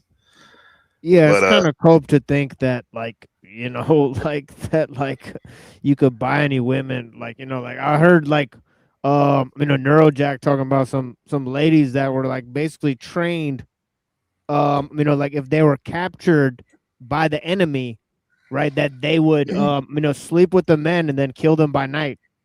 Whoa. You know, so they're like totally embed themselves in the, you know, just to get one last kill in. Damn. Yeah. That's dedication. Oh yeah. That's good. That's what he's saying. That's a good dedication. Way to go. Right. Right. Yeah. Yeah. What do you think about that, Marilyn, in terms of like that when younger, I mean, like a woman, especially when you're in your early 20s, like would in all reality most likely want a guy her age, a peer guy her age, or does it not matter? You said yeah. Okay. No, what do you mean? Like if she had to choose of a guy that's around her age, like if she's 18 and she would want to be a guy for me that's around early 20s, rather than a guy that's in his 30s or 40s or older. I can't be the judge of that. It depends on the woman. If she's mature in her mind, you know, it really depends. Because I've always been attracted to older men. Like my son's father, we met when I was 21, and I thought he was in his late 20s, but he was like pushing 40. So, like, okay. I've always liked older men. I just had a really good dad, and I guess my parents have a big difference too in their age. My dad's a lot older, but I just find comfort in responsible men that are, you know, secure and safe and grounded and foundational. And I think every woman would find a man that even if he's not, even if he's young, as long as in his mind he's grounded, you know, it doesn't really matter the age. Okay, that's cool. It really doesn't. And I agree with you when you said like it depends on the woman, because I was like before I met my wife, I remember this one time I was at this club I used to go to called Temple in San Francisco, and it was like this cool club, and it looked like a Buddhist temple, and I most of the time, all the times I went there, I don't think I met too many women there. I would just go there and dance and shit, and then talk shit with my friends. But this one time I remember this Indian young lady was like with her friends, and she looked pretty young. And this is a 21 and over club, and like I was dancing, and she was kind of forward. She's like, "Hey," and it was just me and her started dancing, and she really liked me, and I could tell she really liked me. So I was like, "Hey, you wanna, you know, maybe like, you know, in maybe next week or something, we can meet up and, you know, have some, like lunch or something." And She's like, yeah, I would love it. You're awesome. Blah, blah, blah, blah, blah. Right. And then, and mind you, I was 32, I think, at the time. And I didn't know how old she was, but so later on in the week, I call her just to set logistics up for a meetup. And we get to talk, and I go, by the way, how old are you? And she goes, 22. And I go, oh, cool. And she goes, how old are you?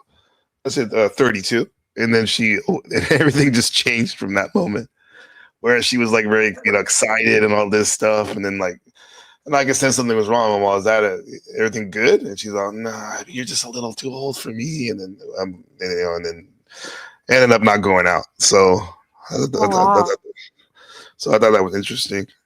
So I don't know how her dynamic was with her, because until I said my age, everything was cool. Shadow Buddha says, no, it doesn't matter. Most 20-year-old women do not have genuine desire for 40-year-old men. Dudes, if they have the choice, they don't want to Ashton Kutcher type around her age that has money and status. If they had a choice, no. Yeah. No. No. When I was younger, like my top 5 was like freaking Garth Brooks, Anthony Hopkins, Russell Crowe, like the oldest dudes ever. Like, and I was young. I mean, maybe not when I was really, really young.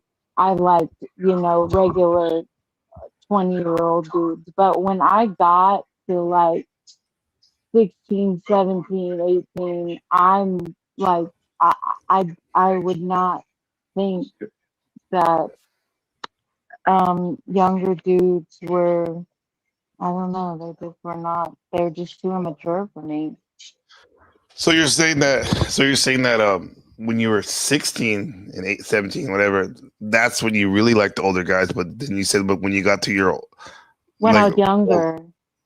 So when you were like in your like mid-20s or whatever, you could give the younger guys around your age a chance more? No, nope, not really. Not really. I mean, they're nice and all, but I just don't.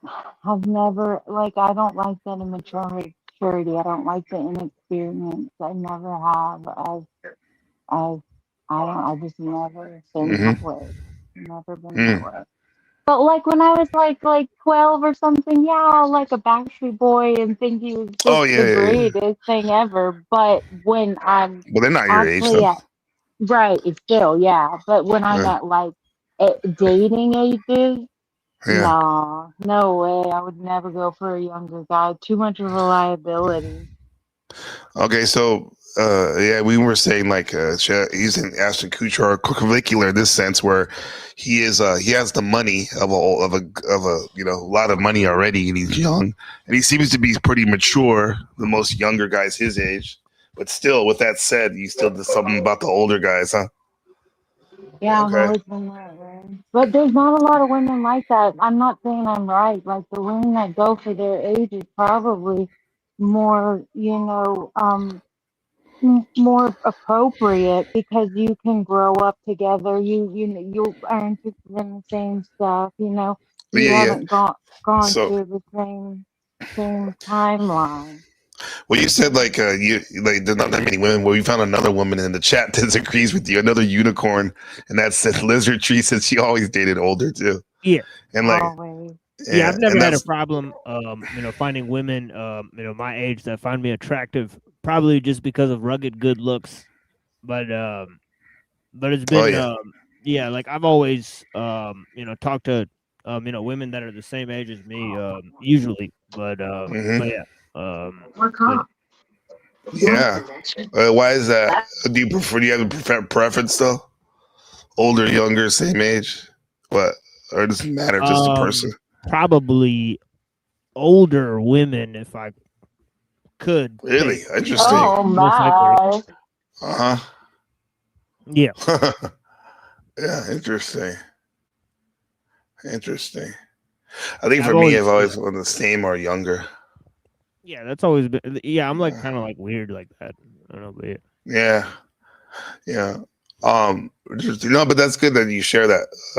And also too, Marilyn, when I ask you questions like that, the reason I always know that this is your opinion, and then part of me too is like I also because we were talking about and women, we finally have a woman up here too, even though man's perspective is good too. And when I ask you a question like that, it's like I also would like always curious to think your how you see other girls in general. Because you hang around probably more girls than I have, so that's why when I asked you that, like what do you think? Like in majority of girls, then you just kind of answered my question when you said like you may be a little different than most. So okay, yeah. I definitely don't think like most girls. Yeah. So I can't really give an opinion on it. Well, yeah, you can. That's what I'm telling you. That like, look outside yourself in a sense, like what you witness with other girls, if you're able to do that. You know what I mean? Just like me, like I might have some weird fetish or some weird way of looking at things, but I can also observe other men around my peers, how they, in general, how they, may think.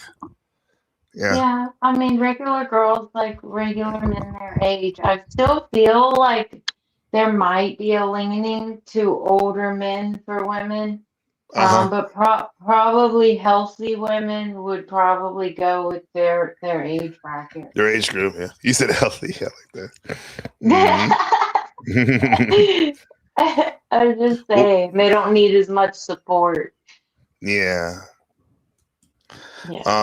Chad Buddha says, that's you, Marilyn. Like Jack Telcott. That's you, Marilyn. That's you. He said, most men and women date around their age. The 25-year-old women who are dating the 40-year-old men are as sugar babies because those men accumulate the money and status by that age. Interesting. Who's this? Still Analytics? I definitely had a subconscious cougar area via the programming looking back. Interesting, Soul. Good to have you. I meant to say like the last couple of times, I'm glad to see you again, bro. Markella says, what'd she say? What Seymour says, CM says, we can't logically speak to women. Okay. So CM is a classic CM. Love it. Markella says, my last husband and I was 5 years older than him. Oh, wow. My husband now is 5 years older than you. Also, you've seen both ways. You had it both ways. I see. Yeah, like I'm not talking about like old geezers, but like 2 or 3 years older. Usually, I would prefer like somebody. Yeah. Like. Wow. Yeah, yeah. Interesting. My wife's a year younger than me. My wife's about a year younger than me. Hey, what's up, Set Scales? And I'm wondering how. Oh, hey, sorry. Hi. Hey, hi. Nice to meet you. My name's Gabriel. Yeah, I know you. I've talked to you. You commented on my channel before. Oh, this Dominic? Yeah, this is Dom. Yeah, he's cool. Yeah. Oh yeah, okay, cool. Okay, let's make sure. He's a homie, yeah. Good to have you, bro. Yeah, I like your work a lot, Dominic. Good to have you. Thank you. Yeah. Yeah, I'm live on the machine live, so he probably saw us. Yeah. Okay, cool. Good to have you. Yeah. It's funny. I'm actually gonna in the next couple minutes. I'm gonna shut it down because I think I'm gonna try to rest a little bit, take care of some stuff because still got to go to work. But yeah. Any takes on this, what you've heard on the super ego, dating, women, men, guilt, Hegel? Anything? What's on your mind? Set Scales. Well, I saw the title, and I definitely think that when it comes to the ego, I think that the problem is a lack of balance between the id and the super ego. So you're not saying that you need to do away with one or the other if you were able to. You're saying we need more balance, huh? Yeah. Right. Yeah. Because essentially, when someone's ego has taken over, they're kind of stuck between the super ego and the id, in the sense that the super ego essentially represents the principles of civilization, And the id represents what humans were before civilization. And so Okay. people's egos, because they're not balancing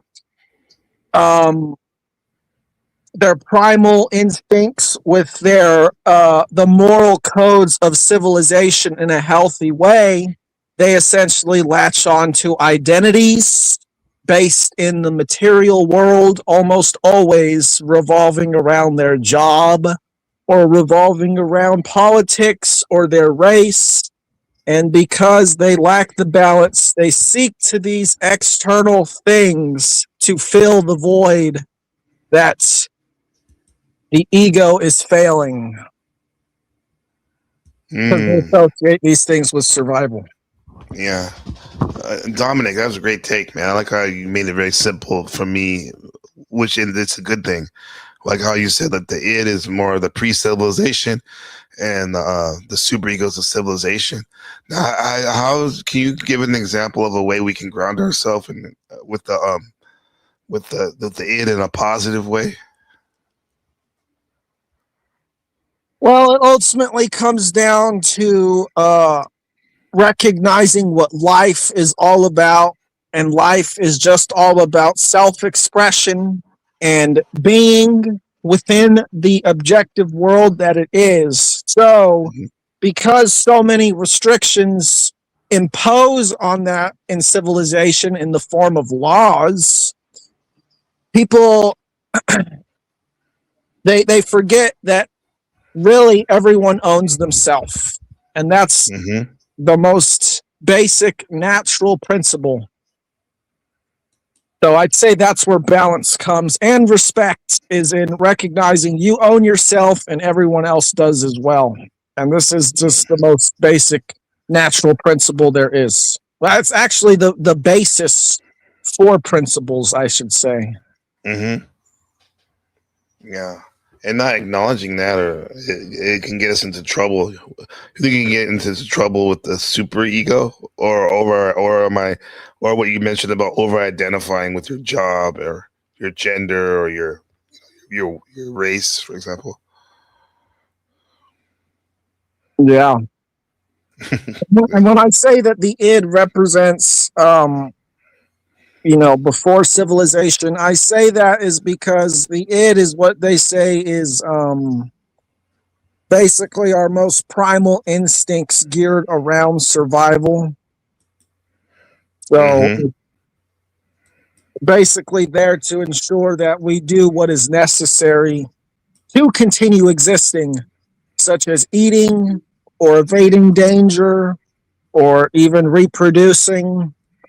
And the superego, it used to be guided by natural forces, but now with civilization, you got people telling you to conform to their standards so you can be their model citizen, basically. Yeah. There's a lot of confusion in people's minds because what they're being told how to be the model citizen does not actually align with what is naturally good. I think you're right, but I also like I don't feel like that the ego is necessarily a bad thing. Like I honestly feel like the ego and pride are gifts from God. That if it doesn't infringe on you and it just is about that person and what they've got going on, you shouldn't feel triggered by their ego or their pride because it has nothing to do with you unless they're putting you under some sort of restriction or slavery. Of course, then pride and ego is a bad thing, but I feel like it's still a gift from God and it's not something to disavow or anything. We should walk in power and authority as the image of God and not have someone telling us that we're anything less than anyone else here. But absolutely, and I don't think the ego is a bad thing.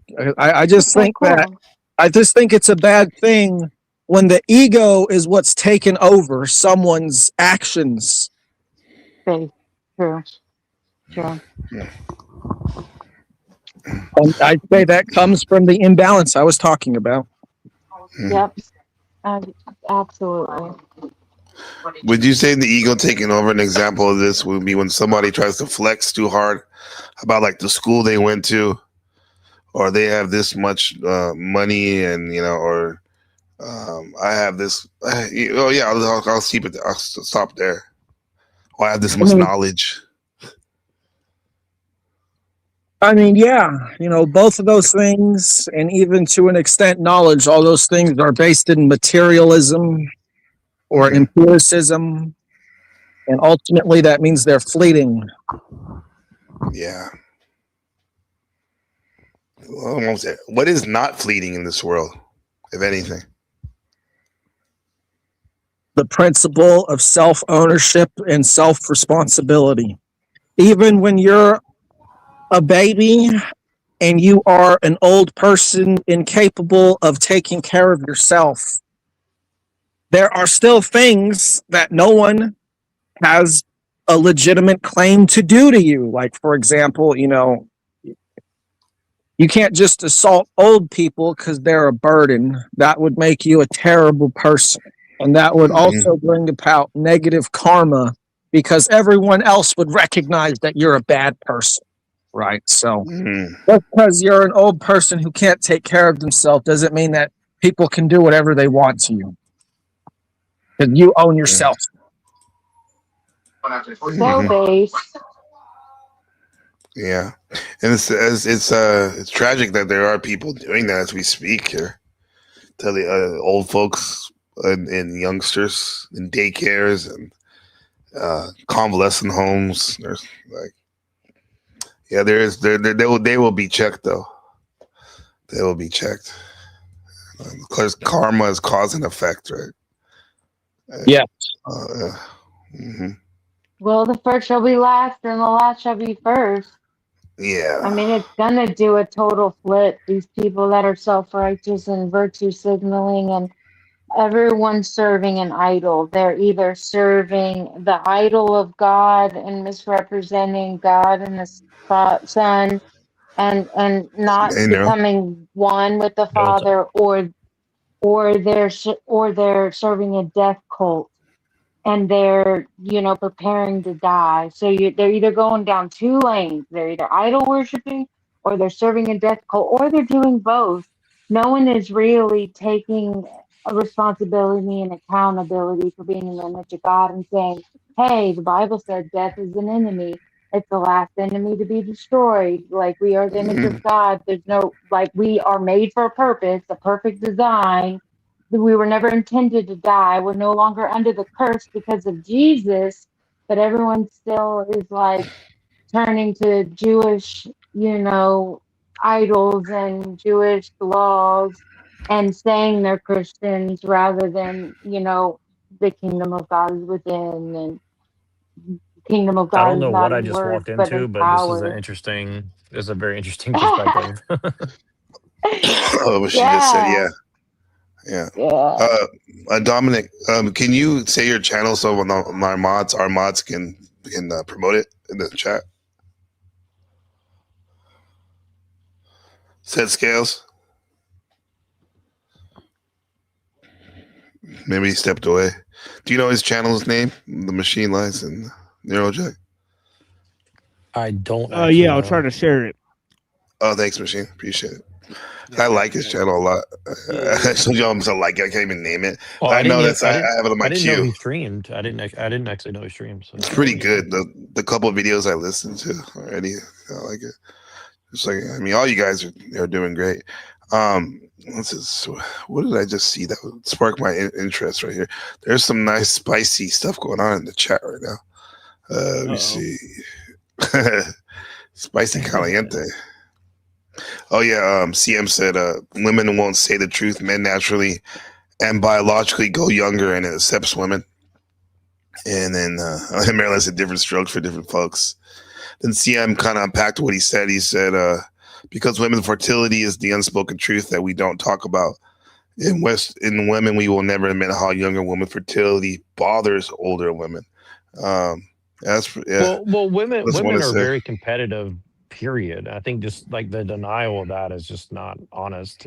Women are just But point blank like I was, competitive. because of this system, like I was telling him in chat, like there are men that are done having kids who have divorced because they're younger women or whatever have, that just didn't work out, different timelines, different ages, eras, and then they they want someone to settle down with and they don't want to have any more kids. So there are women out there that don't want to have any more kids or can't anymore either. It's not just every man going after 18, 19, 20, 21 year olds. It's not what's happening, but for It's not the some reason majority for sure. Like it's not a majority. right. Like most But men I these know do not insecure really even though want. most men, a lot of men would want that. But there's What? insecure incels on the internet discouraging women, saying they're unwanted and they won't be loved by somebody. It's ridiculous. It's that Well, that's just why because they're incels. right? Well, just go ahead. Just because what you? Yeah, just What because you just because you're at the state in your life where that's what you're after, doesn't mean that there will be a time when you that could happen to you, just because you said that and spoke it upon. Like that could happen to you when you're at that age. When that happens to you, when you get the young girl that you're talking about, and then one day that same thing happens and you get a divorce, and then you don't want any more kids, and then you like, are you going to go after the 20-year-old still? I mean, I don't think every man is doing that. Who wants to deal with that sort of BS from a younger woman? What? Well, a That lot they of don't want to have general. kids? No, it's not about kids. If they don't want kids anymore, if they've had kids already, and when those younger women they don't know what they want. They're irresponsible, unreliable. They can't cook. They can't clean. They just want money from you. They're just a liability. That's a That generalization. sounds like older women and younger women. Like Well, sometimes, well, not all Marilyn, though.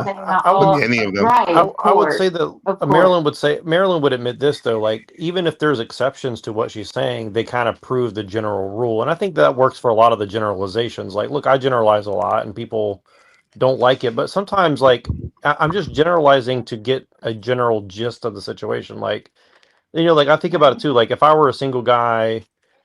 Now, like, would I want to date someone who's like half my age or even 10 years younger? Like, in some ways, yes. In some Same ways, with no. Like, it's a women. different stage in life. A lot of older women I know love younger guys, right? And nobody But talks about why? that. Why are they doing that? That's ridiculous. Like, why are they wanting But a to? lot of women I know who are 50 years old, they're looking for the 25-year-old guy. But They're 40 years old looking for a 20-year-old guy. but it's ruining young men's lives if they can't have children anymore, and they're like in their late 40s, going on 50, and they're looking for younger men. They're ruining that man's I life mean, because he could yeah. have children with a younger Oh, man. They should it not happened be to one of my going best after friends. these young. It happened to one of my It best happened to my friends. brother, my Yeah. favorite brother. It happened to. Yeah, Well, I one of mean, my What a best friends nightmare. happened. go ahead, Neil Jack. Go ahead. Really briefly, I'll just say this: I'll like go. he was dating someone 15 years older. She's now 50. She has 2 kids from a previous marriage, and she told him, "You don't want kids; they're really terrible." And that's easy for her to say after she's already had hers, Right. right? So, Right. yeah. Right. Well, that's. I mean, to be honest, that's not cool with her to do that, but that's also him. He's like Dom was saying, for sure. But we're here's the thing: responsible for our own he won't thing. even discuss it because he's scared to piss her off. No, Well, that's it's super not. ego right there. It's That's not super his ego. fault. You cannot. I'm sorry. Yes, You it can't blame is. him. No, you can't blame him. I mean, You can't. I don't say You fault. can't. Listen to this. I don't blame people really anymore. That's for I could be rude and be No. like, listen, that could be No. women. And hold on, She that could be should from. have. Hold on for a second, please. Respectfully, I'm not blame. I wouldn't blame him, but I'm saying he's responsible for that, though. He's responsible for his, his feelings and the way he acts. So, I don't blame anymore. I don't really do that anymore. No. What do you mean? You just agreed with Dom and said it was based when, like, the number one rule, I'm paraphrasing Dom, in the universe is to take accountability basically for yourself.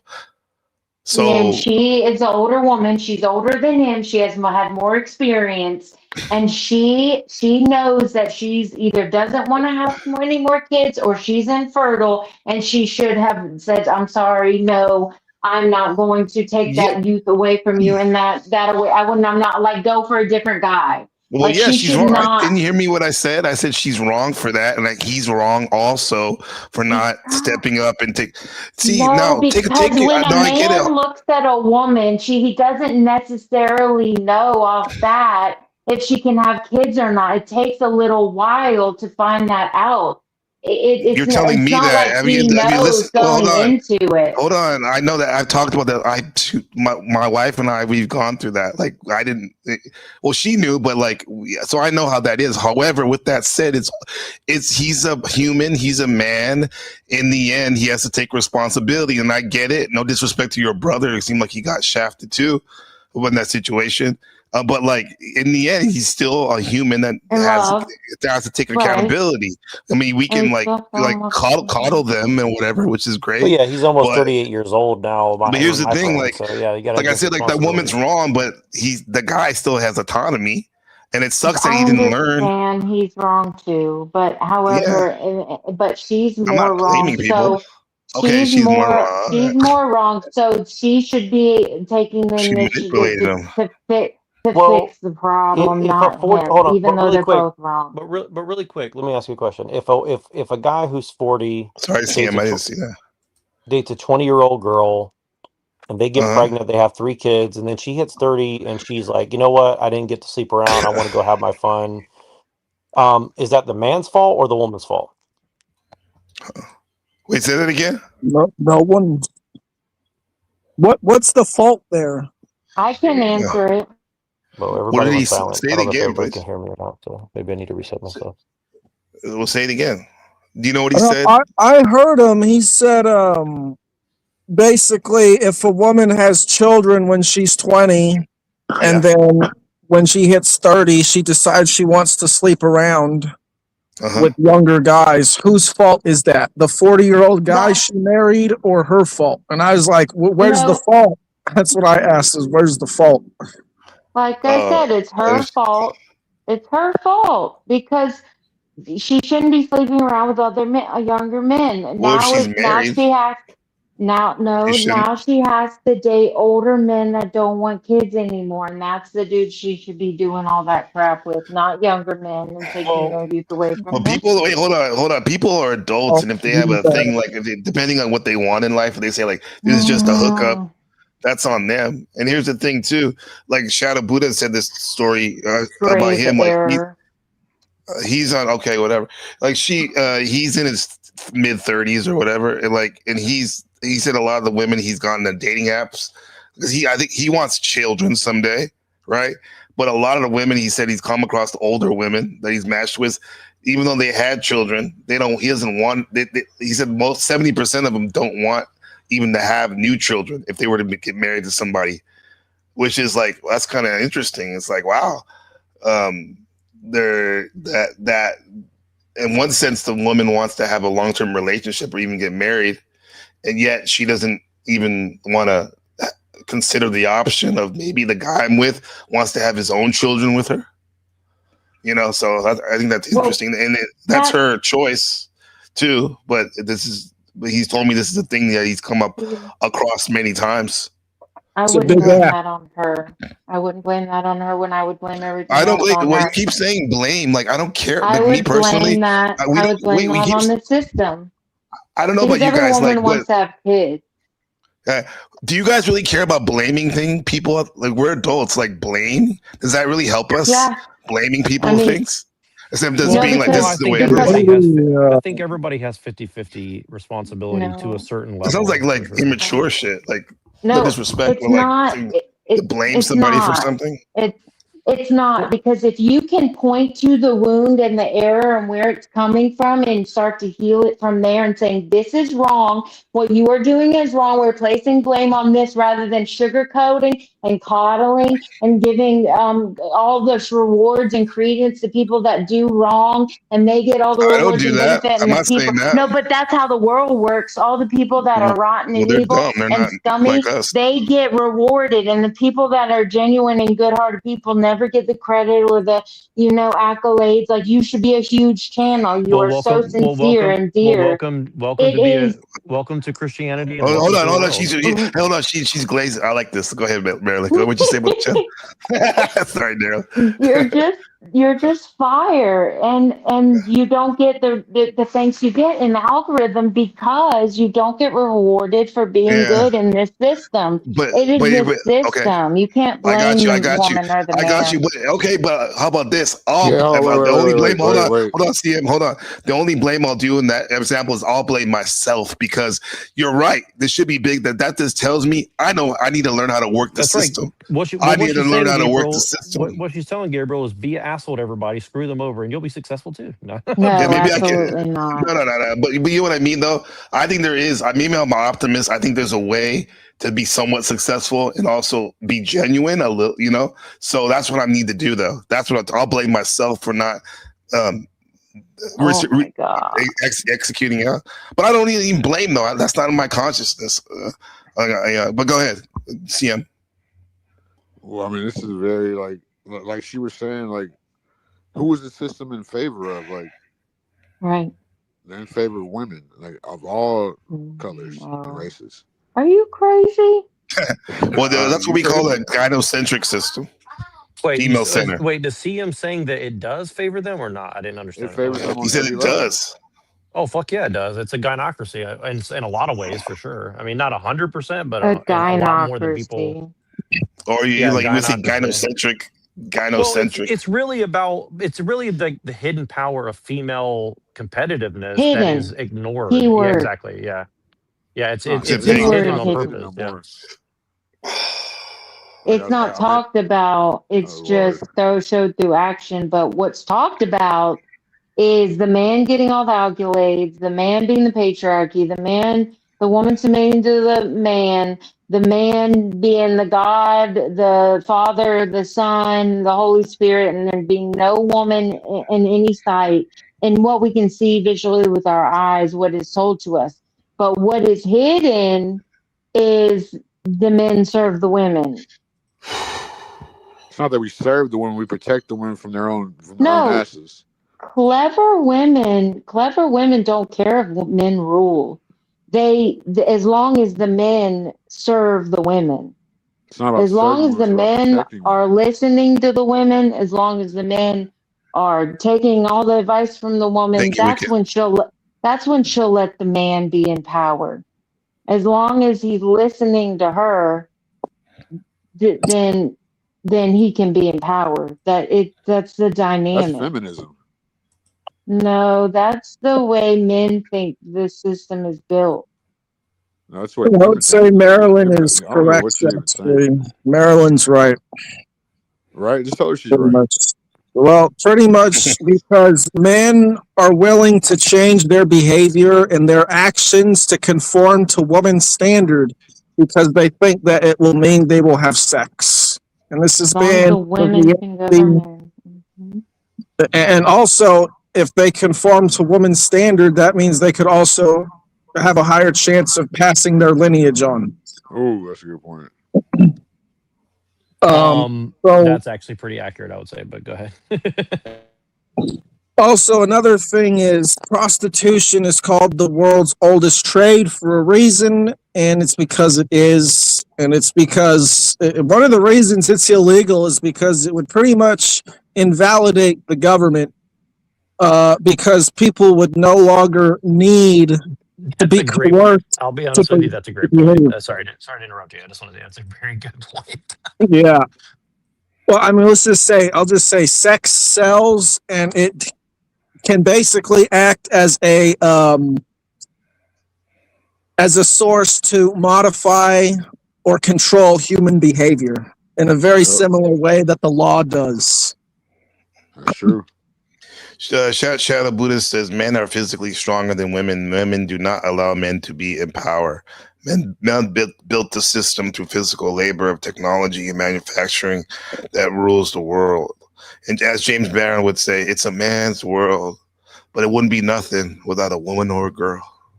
Well, that's a very interesting thing. I just want to say this really quickly. So, like what Shadow Buddha said, like, yes, it does rule the world, but that also implies that men don't rule the world. And I'm sure he's kind of saying that, but I just want to make that point. Like the system rules the world, right? We gotta understand that this system of patriarchy is not even that old.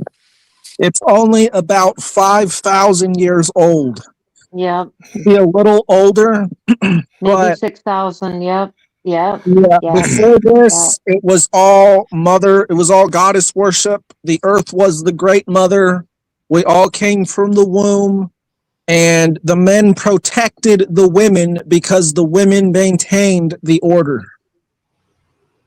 That's a very interesting hypothesis. I don't know how you get 5,000 years, but I mean, it's interesting. I get that from the Sumerian Kings List, which is the first patriarchal document in history, where beforehand it was the egalitarian systems typically guided by the Great Mother, or they at the very least were animistic and recognized that. Yeah, I mean, I get what you're saying, and this is not a knock on you. I'm just saying, like, trying to understand the interpolation of like a 5,000-year-old document. I mean, that's a big claim, but I get you. But what would the You saying it's new?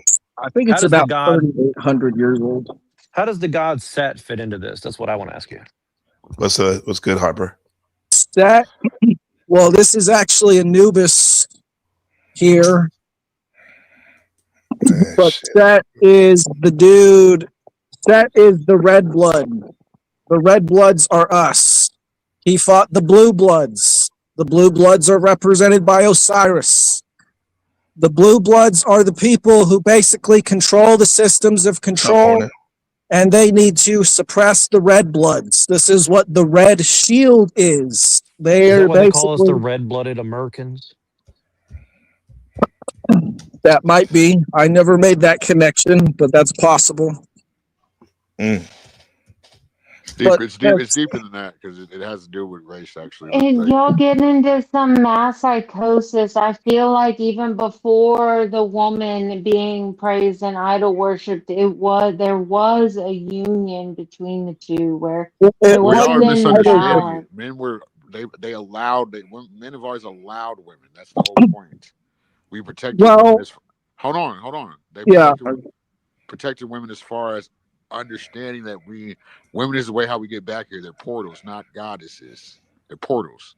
They can go either way. They're going to go to be whoever's in power. Women are going to conform to that. So all like a woman's worldview is kind of obsolete. I just want to say there's a lot of wisdom on this panel, and I don't say that often, but there's a lot of wisdom on it. That's very interesting. But do you feel I'm saying though, like men allow women? Yeah, I agree. Always been an allowance because, like I was saying in the chat, it was kind of women really messed up when they thought women's rights was sexual liberation, sexual deviancy, and then I don't think women are really gonna recover from that until men really, you know what I'm saying? Like we're doing now, we're putting our foot down and like saying like no, like we want a certain type of woman, like we don't really want that. And I feel like that's always been the case throughout history. Did you say something about portals? Women are portals. Okay. Yes. Yeah. So that actually goes. That goes back to what Marilyn was saying. No, this goes back to what Marilyn was saying and what I was saying about women being the leaders or the order or the order givers, and also Marilyn was saying what exactly did she? Oh, she said that it was more union before and more balanced. Okay, and she's right. But the reason that women are seen as closer to this union is because before, human beings are described as being basically like beings of light, similar to Aurora Borealis, and Native Americans even think that their ancestors are Aurora Borealis, and these beings were basically capable of abiogenesis, meaning they didn't have to have sex to reproduce. And You talking about because the the Anunnaki? woman, what? You talking about the Anunnaki? No, this has been before them. Before the Anunnaki? Way before the Anunnaki. Yeah. The Anunnaki's from before the Sumerians. Yeah, but they're still flesh and blood beings. I'm talking about things that are beyond that. Okay. But the reason that women are seen as closer to these beings is because women are the ones who hold another life in themselves and give birth through what you were calling the portal. And this is how I think they're described of giving birth through abiogenesis, these beings. You mean by But a themselves? woman would be nothing. But that's impossible. A woman would be nothing without the man. The man brings life. The man brings they can't just, It was one gender in sacred union. There was no man or woman. It was like the yin and yang in one thing. Right. But regardless of that, Right. it is there's both of us now here today, right? And what we talked about Maryland before, like the law of gender, the Hermetic laws, right? Isn't that one thing? Right. The law of gender. Yes. So with that said, Right. Tom, so you're saying before that, what you're talking about precedes that, or no, supersedes? Yeah, I mean, comes yes. before. That's hermetics. I don't believe that. Well, that sounds like the one flesh type deal, like your polar opposite. That's how probably the best design for women. That's what I was even saying in the chat. Look at how she's designed. Women could go sleep around with as many guys as they want, destroy their pH balance, destroy their box. Hold on, let me finish. I mean, it's more naturally. Think about oh my God. No, let him finish, please. Come on, please let him finish. Thank you. Then you think about a master lock in a lock. A master lock unlocks every lock. That's what we have. You know what I'm saying? That's why I believe in just how. You mean your penis? Sorry, yeah, I didn't say it. You know what I'm saying? Just like how things are designed, like multiple days in a week. How women are biologically or genetically designed. It's more. It would be better for men to have 3 to 4 wives, like a king. There's a reason why the king doesn't move on the chessboard top to the queen. That's what women get confused. It's simple. No, there's nothing simple about that. See? Nothing. There's no order to There's that. nothing That's why simple about men. That's why there needs to be an order being to graceful things. towards women. No, there's an order to things. Okay, you are allotted. You have your lot in life, and you are not supposed to go into anyone else's lane. God has prepared you a perfect design. You are the image of God. Let her land her plane. Right. Please. You are the image of God. So you have a perfect partner designed for you, perfectly woven to your journey, fits perfectly with you. You have your parts, they have their parts, but you fit together, yin and yang. This is reality. This has always been reality. I refuse to believe in evolution or creation. I believe we are God. We always were, and we always will be. Everyone had a mother and father before them. There is no infinity without infinity, and infinity goes both ways. It can't just go one way. There's no negatives or 0 to 1. This is infinity has a meaning. It goes both ways.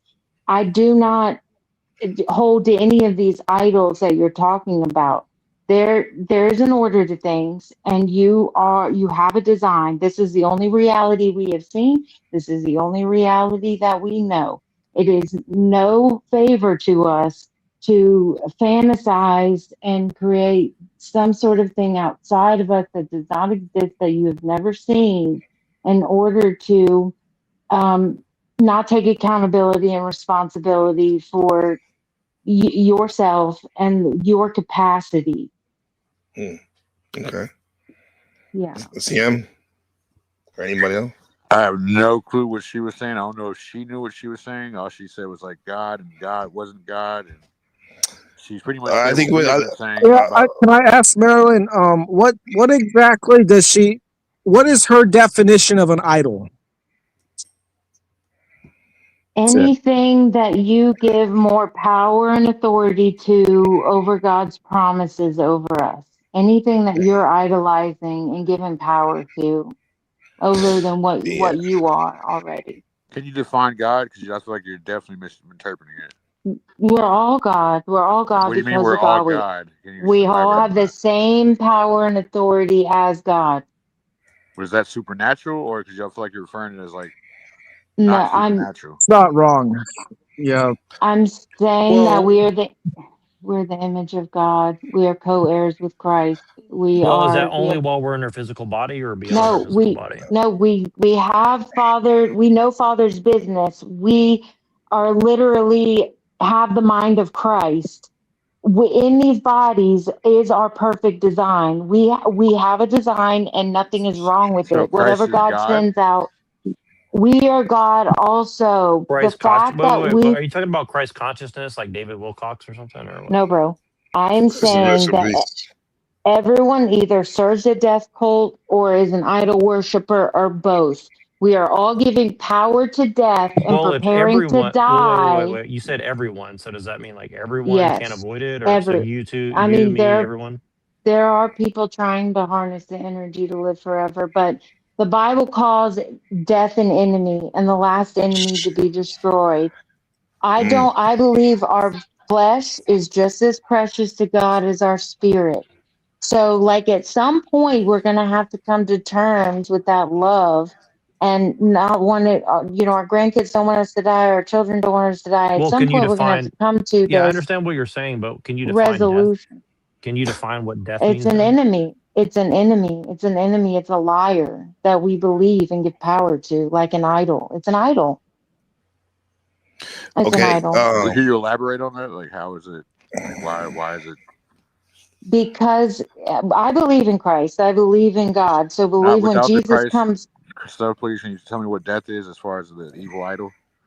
It is not natural. If we are reality and exist and our truth, and we were never intended to die, there's no reason we should be perishing. We should have eternal power within us to never perish, but live Okay. forever. Okay, let's they're gonna put the period on that, bookmark on that, because next episode we can talk about death and all that, what it means, because I think I need to be a little bit more in unpacking on that, and I want to hear other people's views on it. Can I say one thing real Yeah. quick? 'Cause there's a spirit called Doth. Are you talking about Doth? No, death as in dying of the That's where flesh. Doth comes from. That's where death comes from. The Okay. spirit of Doth. A demon. It's a lie being believed. I believe when Jesus comes back, some will be raised from the dead, some will Oh be God, healed, and Jesus some will Christ. just walk right in. So if we just walk right She in, said I we gotta won't leave. we'll That's escape death. All nice. right, sorry. You're idolizing Jesus. I'm letting you know. We gotta go. No, good. All right, Let the song let the song play out, and it's very fitting. It's called "Murder She Wrote." Go ahead, Neurojack. You can talk over the song. I'll be really brief. I was gonna say, get everybody here. You guys are wise. I've been restreaming this, so it's live. No plans. If you want to come. Don't care, but I appreciate everybody here. Give Gabriel some money. Help this guy grow his channel, please. Thank you guys. Appreciate it. I would need a link panel if I was gonna go. Yeah, here I'll get the link. I got it. Neuro, where's the link?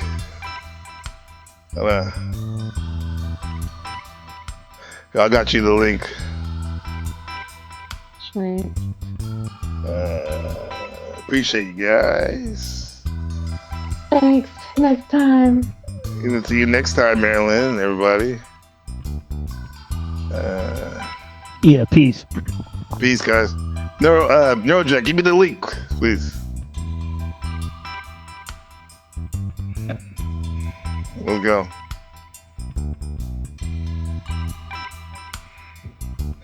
Let me tell you, girl, the name is Marilyn. All right. Dom, appreciate you. Oh my goodness. There she love. Yeah, Where is she? Thanks, Markella.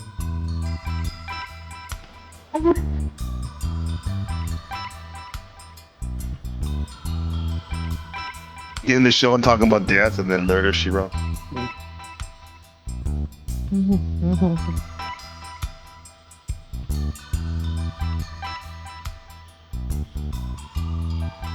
Sheep, can you give me the link? Please.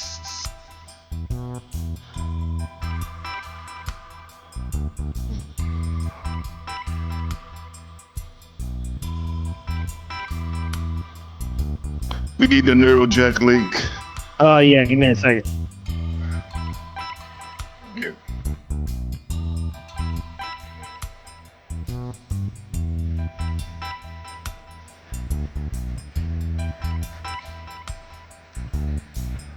Oh yeah, but he's very grateful.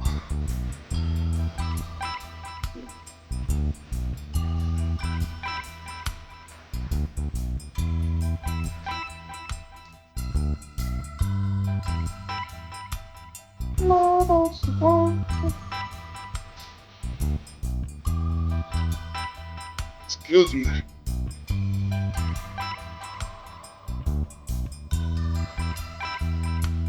Good night. You got it. Oh, I'm fired. Oh, you guys. You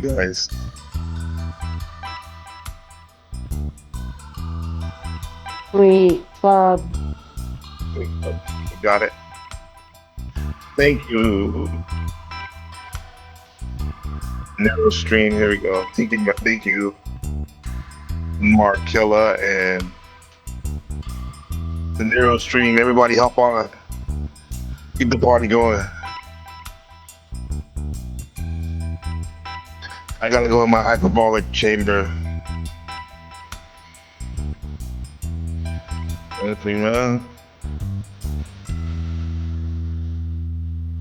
Tell us how it was. That's it. Next time. Next time. The name is Marilyn.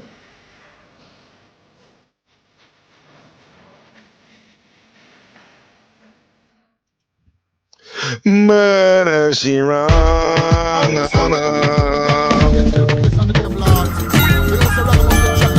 Love you, man.